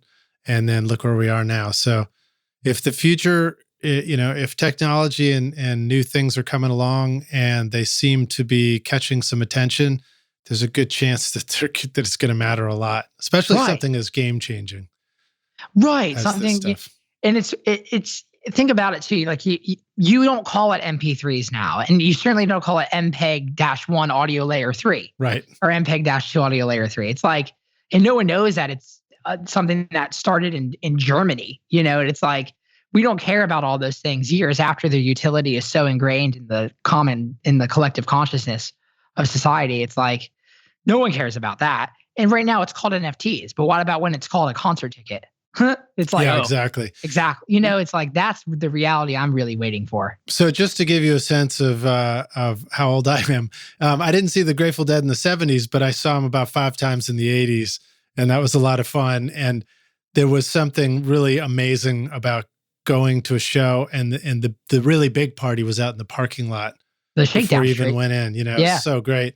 And then community. Yeah. And then of course I did Bonnaroo for 15 years. So that was a lot of fun. And I believe it or not, with my work schedule there, I didn't actually get to go down to Shakedown Street in Bonnaroo all that much, but I did some, and it was amazing to see, just incredible to see. Wow. And then also talking about MP3s, when I was a student in the very early 90s, I was an AES member, and I would go to some meetings in Nashville. And I remember sitting in a room where they were showing us brand new technology called MP3s and then mini discs. Yep. And they were demonstrating to us. They were playing us a WAV file and then playing us an MP3 and saying like, this one got rid of all the stuff that you don't hear anyway. Do you hear the difference? And we were all like, I don't know. I can't quite hear it, Right. And if you can't hear it, then the common consumer who doesn't have the bandwidth to observe those luxuries of sonics certainly doesn't give a shit, you know? Yeah. Well, I mean, I think I can hear it better now than I could then, but still. Yeah. It's pretty cool stuff. So, all right, well, I digress a little bit. Let's talk about one of the things that's really crucial to playing with the band in the studio, your headphone mix. How often have you dealt with challenges of a headphone mix? What are some of the answers to making sure that it sounds great? I can't remember if I was talking about this with you. I think it was on a previous guest. We were talking about dialing in guitar sounds and get it right at the amp. Yep. But part of my question about that was, as the guitar player, can you trust what you're hearing in the headphone to also get your guitar sound right? Or do you have to sort of like filter that a little bit? Do you have to like make sure you go to the amp and then come to the headphones and, find the halfway point? Before I ever start turning on pedals, I have to make sure that the signal chain, that the electric guitar signal or acoustic guitar signal being fed to is processed adequately for the present moment. Right. So it'll be throwing compression on there. It'll be throwing a pre on there and anything else that it might need. And just to make sure that like that root, if you will, just the raw vegetable that is the sound is cleaned and properly handled. So when I play live, live is a 360 sound, and it's usually it's very loud. Like a live show typically it's usually the only thing you can hear. And the next thing you can hear is people talking. And so with my headphones, when I was 16, I started hanging around sessions with these amazing A-list session players. Mm-hmm. And I would just go and hang out with them from 10 to 2, and then I would go get lunch with them, and then I would go to another studio right down the street. I would go to Blackbird in the morning, and then I might go to Sound Emporium for lunch and see what everyone was doing over there. And one mentor of mine, James Mitchell, who's like played on Alan Jackson records, Alison Krauss, Dierks Bentley, absolute legend, Jamie Johnson in Color, that whole album, which that song is a demo, by the way, just like Tennessee Whiskey. He would turn his headphones up like supremely loud. And his whole thing was because it makes me, it tricks me to think that I'm live, and that when I'm playing live, I'll play things that are more musical as if I'm just under a microscope. My biggest thing is if I can just turn it up really loud and just simulate the live experience, that's my biggest thing. And if I'm cutting vocals, that's a whole different thing. Usually it's just going to be scratch vocals when I'm playing guitar, and then we'll go and cut vocals later. And then for cutting vocals, I just even with podcasting, I have one ear headphoned and the other ear roomed, with mm-hmm. no headphone on it. Yeah. Well, and for doing these podcast interviews, I never hear my voice in the headphones. I've just trained myself to talk without hearing my voice. But I always feel like it's a little bit unfair to whoever's the guest on the other end who's not used to that the same way. Yeah. Well, so very interesting. Yeah, I agree with you that turning the headphones up helps me feel it as a guitar player, and it helps me really get into it. But there's a real challenge with that too, because now that I'm, 54, and I don't know, how old are you, Daniel? I'll be 27 on April 6th. Okay, 27. All right. Well, you're about at the age where I first noticed a little bit of my own tinnitus. So, I think being really aware of what the balance is and knowing like, one of the nice things is if you go loud, but you're playing with such a good band that you guys nail it on the first or second take, that's quite different from having to play every overdub for an hour straight, just over and over and over again, and have the headphones really loud. Yeah, that is a thing. And that's where I really I look towards the East, in terms of like the idea of, as you get older, you appreciate your wisdom and the level of wisdom that you haven't experienced that appreciates. It's not like in the West here where we think you got to get it all done by a certain age or otherwise, out in the back door or behind the barn. And it's like, so Bob Weir, I think, is just, that guy's probably played on stage more than anybody, with a guitar around his shoulder, and he's had like 2 shoulder surgeries, and, he's still out there doing it. I think it makes sense that the technique in which that you approach the craft of conjuring music has to evolve, and it has to appreciate based on what person that you are. A thing that I'm getting really into is just the feeling. I really think we understand feeling, and we don't understand feeling so well that we don't even think about it. And so how I feel when I record is my biggest thing. So if it's too loud for me now, then I turn it down. And if it's not loud enough, I'll turn it up. And then as I get older and as those things change, which I've noticed they have, as even listening to younger videos of myself, my effects have changed. How hard I play has changed, and it's evolved. And it's appreciated, and it's become more individualized into who I am as a person through the experience that I have. And so I just really try to focus on the feeling that I have in the present moment. And I just try to use that as my main asset of a cosmic compass, if you will. That's great. I love it, man. Do you feel like the time you've spent watching YouTube videos, trying out mix tricks, and tweaking version after version of your mixes has not gotten you anywhere? Have you been looking for a simple or straightforward step-by-step process for creating a pro mix that won't take years to learn? What if you could learn that process from a Grammy-winning mix engineer who understood all your mixing struggles and could coach you through them? If you struggle with any of these questions, then the Ultimate Mixing Masterclass is for you. Now you can discover a proven step-by-step mix system from Grammy-winning mixer Craig Alvin for consistently creating a pro-quality mix from your home studio that will sound amazing everywhere. Here's a quote from one of the students. Absolutely the most informative and helpful block of information mentoring on the mix process I've ever been a part of. This was like sitting behind a mix engineer for years, watching and picking up tips along the way, condensed into a 6 to 7 hour session. Look, when you're ready to take your mixes to Grammy-winning quality, then go to ultimatemixingmasterclass.com and go check out Craig's ultimate snare mixing trick now for free.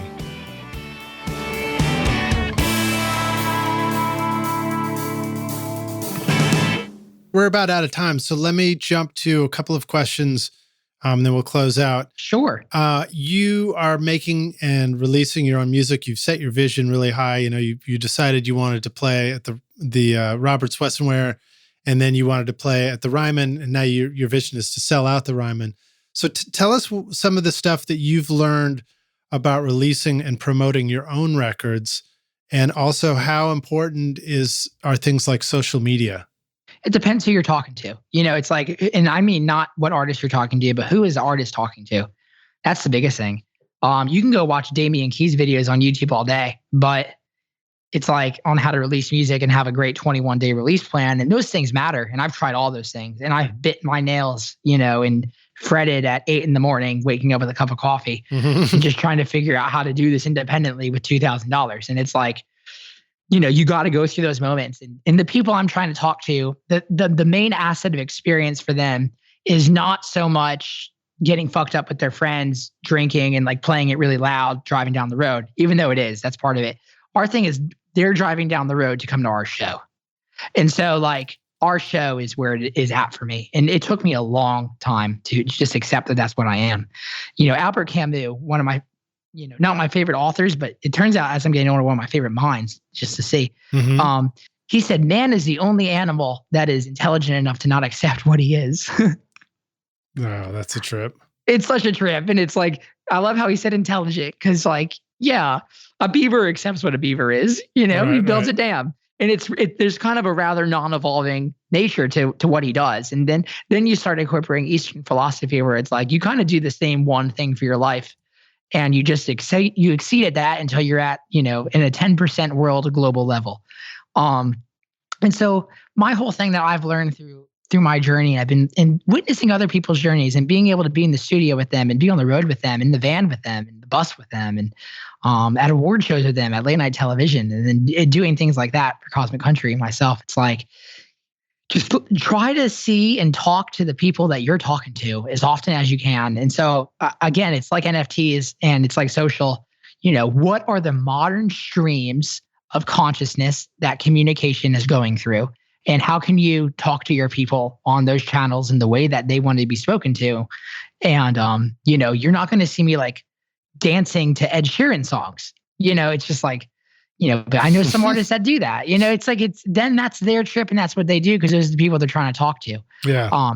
My whole thing is the live thing, man, because live music turns into something that is more than the music. It's a ritual of human participation, and that's the thing that like I'm just constantly chasing and searching and trying to engage with. Yeah. So you almost need a little shout out in every record where you just remind whoever just listened to it, I'll see you at the next show. Yeah, right. Totally. And that's why I love recording our shows and putting them out, and like, cause that's just as valid as a, Daniel Ek, founder of Spotify, I believe he's a CEO still. He goes, audio is audio and attention span is attention, or attention is attention. Mm-hmm. And so like a podcast is capturing somebody's attention. And a recording is capturing somebody's attention. A live recording, a video, you know what I mean? And so all of these are modern, and that's weird because it wasn't that way when Bruce Springsteen recorded Greetings from Asbury Park, right? You did a record right after Sgt. Pepper came out. The model changed to you do a record cycle every 2 years. And the record is an amazing staple that's in your career forever, or staple rather. Mm-hmm. It's different now. It's just a different world. Humans are different. The way that we get and see and feel things is completely different. And the scale at which it's changed, granted, I'm a young kid who doesn't know anything. I wasn't around in those times, but I imagine the sensation in which that you can consume and be turned on to music is way faster and voluminous than it was in the early 70s. Yeah, I think so. I mean, the music, the presence, the access to music is just off the hook. It's exponential. Yeah. It's exponential. Yeah. I mean, Ray Kurzweil was right. And the funny thing about it is, but yet the access is still challenging because this happens to me all the time. I think, oh, Spotify, I'm going to go turn it on. I'm going to look for something new. And I'm immediately stuck. Yep. Because it's like the first page is just like, I don't even know what I'm looking at. And then sometimes I discover something where I'm like, okay, I'll listen to this radio station and see what's new or see suggested things. But I love just, meeting people. And when I have new interns in the studio, when we go to lunch, I'm like, tell me what you're listening to, and then I immediately go search out their favorite stuff on Spotify and just put it in a playlist so I can check it out myself. So again, the value of community and grassroots is something that has not changed. Yeah. Like you go to Alan Lomax with the Smithsonian field recordings. Oh yeah. Right? It's just like that value is the thing that doesn't change. That archetype, that value does not change. And the proper nouns du jour are the things that are constantly changing. Yeah. Okay, used to be Virgin Records in the mall. Okay, then it was iTunes. Then it was Kazaa, right? Then it was Napster. Now it's Spotify. And then when Spotify does NFTs or something crazy like that, it's going to be a different thing. And that's what I love about living in this country, man. Even though Spotify is a Swedish company, it's the free market. Like the thing that people find the most useful is going to be the thing that takes precedent.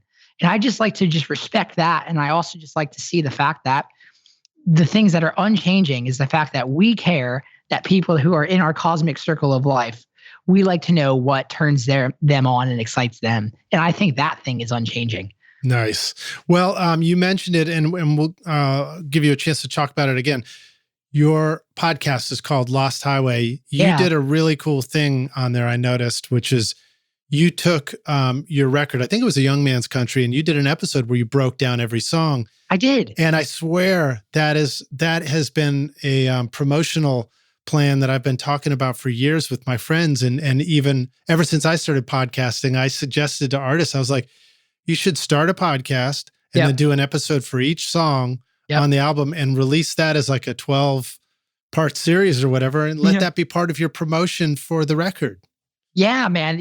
My friend Robert Edgar Grant, he's on my podcast as well. And he talks about how truth and form, any kind of form, is never just a flat 2-dimensional triangle. It's actually like this, it only is perceived that way when you look at it in a certain way. But what if I were to take a triangle and show you that it was actually a prism of some kind? I'm showing you from a different angle. Then you actually get to see how light and sound and dimension affects this form that you're consuming. So if I could show you that, okay, here's a pretty tried form of song, which is the studio recording. But here's another form. How about the guy who made it, talking about it? And breaking it down for you. That's a whole different level of that shape. And I think, again, I like to maintain the idea that our consideration span is short, but our attention span is developing and growing. That's why podcasts are more consumed than mainstream legacy media to some degree. Mm-hmm. And so I love talking, obviously, as you know. And so if I could talk about music and people find value in it, man, I love it. And I love BTS. Not so much the K-pop band. They're cool, but I like behind the scenes things. I like seeing the ins and outs, and I'm obsessed with the engineering and the quantitative points of data that can explain this amazing sensation of enjoying a song.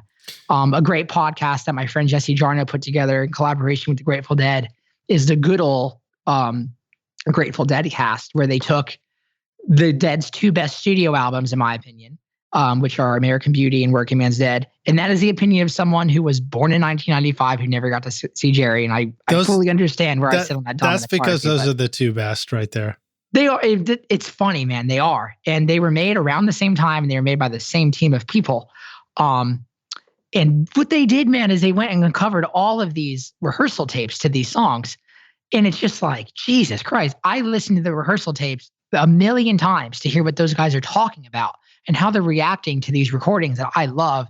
And they just were completely hating it at some point in time. And it's like, it's so funny to hear that, you know? So yeah. Well, there's a great Netflix documentary, Long Strange Trip, that my friend Eric Eisner did that. Yeah. It's really, really good. And they talk about making those records and how they kind of had to pull them out of the studio or something like that. Like they were in there for ages, just fucking around with stuff, you know? It's real. That's great, man. All right. Well, let me go to the final question. And this one is hypothetical. Sure. But I like to ask all our guests this. We're going to take the Wayback Studio machine, and you get to go back and find young Daniel, who's probably walking down Broadway to look for a good corner to busk on, or maybe sooner than that. And you say, listen, dude, I've come back in time to give you this one bit of advice. Here's the single most important thing you need to know to be a rock star of the recording studio yourself one day. What advice would you go back and give yourself if you could? A transcendent touch requires a transcendent trust. Have a vision and use patience, persistence, and positivity in ways to interface with reality. I love it, man. I love it. That sounds like some more Ikigai right there. Yeah. They see all those things kind of vibrate. If they were on, they'd probably all be on the same TV channel of the universe. But those three things are things that I really like. How's your book coming along, by the way? I know you're writing a book. If you aren't, you should get started. Yeah, we're doing, I'm not doing like anything that's outside of the domain of music, just doing like some educational stuff. That's the first thing that I'm coming out with this year is with a company called Pickup Music. And then we're coming out with a small book that is like on the music of cosmic country western songs, which is that record you were just referring to a second ago, which you very kindly listened to on you listened to the podcast episode breaking it down. Yeah. We're just doing like a transcription book on that. I'll probably do a book one day, and it'll probably be sold as an NFT, you know? Come on, man. Zen and the Art of Cosmic Country. Oh my gosh. Well, I've wanted to do something called the Cosmic Country Real Book. There you go. Yeah, where it's like taking all these songs that like make up the set list of what I've always done. It's like hundreds of traditional country songs and American songs, and just kind of put that out in a way where it's like, okay, well, you know, for this, instead of this 1 to 5 to 1, I might do 1 to 4 major to 4 minor 1, and here's why. And you know, the road is long. The road is very long. Well, it's a lot of fun to hear you bust out the guitar while we're doing this interview. So I encourage you to do more of that on your own podcast if you're not already, which I think you probably are.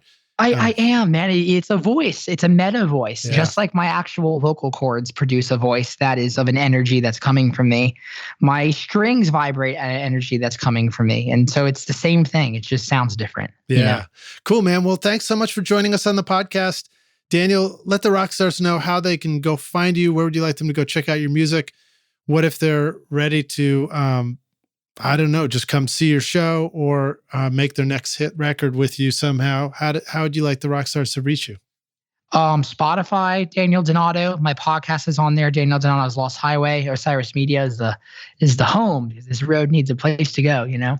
And then Cosmic Country, anywhere on the World Wide Web, or Daniel Donato in the World Wide Web. And in one of those links, you'll get my email to my manager, or you'll get a chance to message me or see what I'm putting out. Awesome. YouTube. Yeah. Awesome. And then a reminder, rock stars, if you scroll down into the show notes, we've got a playlist there on Spotify too, so you can go listen to some of the music right away. Daniel, what an honor and a pleasure to hang out with you, dude. Thanks so much for joining us on the show. Thank you so much. Such a privilege. I can't wait to do it again sometime. All right, man. I look forward to meeting you in person. Cheers. Likewise. All right. Have a good day. Thanks so much for listening to Recording Studio Rockstars. If you enjoyed the show and want to help make it better, then please share this episode with your friends on social media and leave a rating and review on iTunes to help the podcast reach more rock stars like yourself. You can click directly over to iTunes or go to rsrockstars.com/review for an easy explanation. And remember to hit the subscribe button to keep up with weekly episodes. And if you're ready to make your best record ever now, then head over to Recording Studio Rockstars Academy, where you can start with my free course at mixmasterbundle.com. And if you want more free content from Recording Studio Rockstars, all you have to do is go to rsrockstars.com/email. Again, that's rsrockstars.com/email to enter your name and email, and I'll keep you in the loop with articles, videos, podcast updates, and even free gear giveaways for your studio. Just look for the link in the show notes below. Thanks so much for listening, and thanks for being a rock star. I'm Lid Shaw, and this is Recording Studio Rockstars. Now, go make great music. Recording Studio Rockstars would like to give a big thank you to our amazing sponsors who help make this episode possible: OWC, Spectra 1964, Sampley, and Isotope. Remember to use these coupon codes for special discounts. At isotope.com/rockstars, use the coupon code ROCK10 for 10% off any plugin purchase, or start your extended 30-day free trial subscription to access many of their plugins. At Sampley.app, sign up for a free account with 2 projects now, and later use the coupon code RSR20 to get 20% off the first 3 months when you upgrade to a pro account. At recordingstudiorockstars.com/academy, use the coupon ROCKSTAR for 10% off any course for a limited time. You will find links to all these awesome sponsors in our show notes. These are all things I highly recommend for your studio. They're going to help you make your best record ever. I would also like to thank our fantastic team here at Recording Studio Rockstars: Vlad Weselchenko, Braden Stremming, and John Richardson for additional podcast and video production. Thanks so much for listening, and we'll see you in our next episode. Cheers.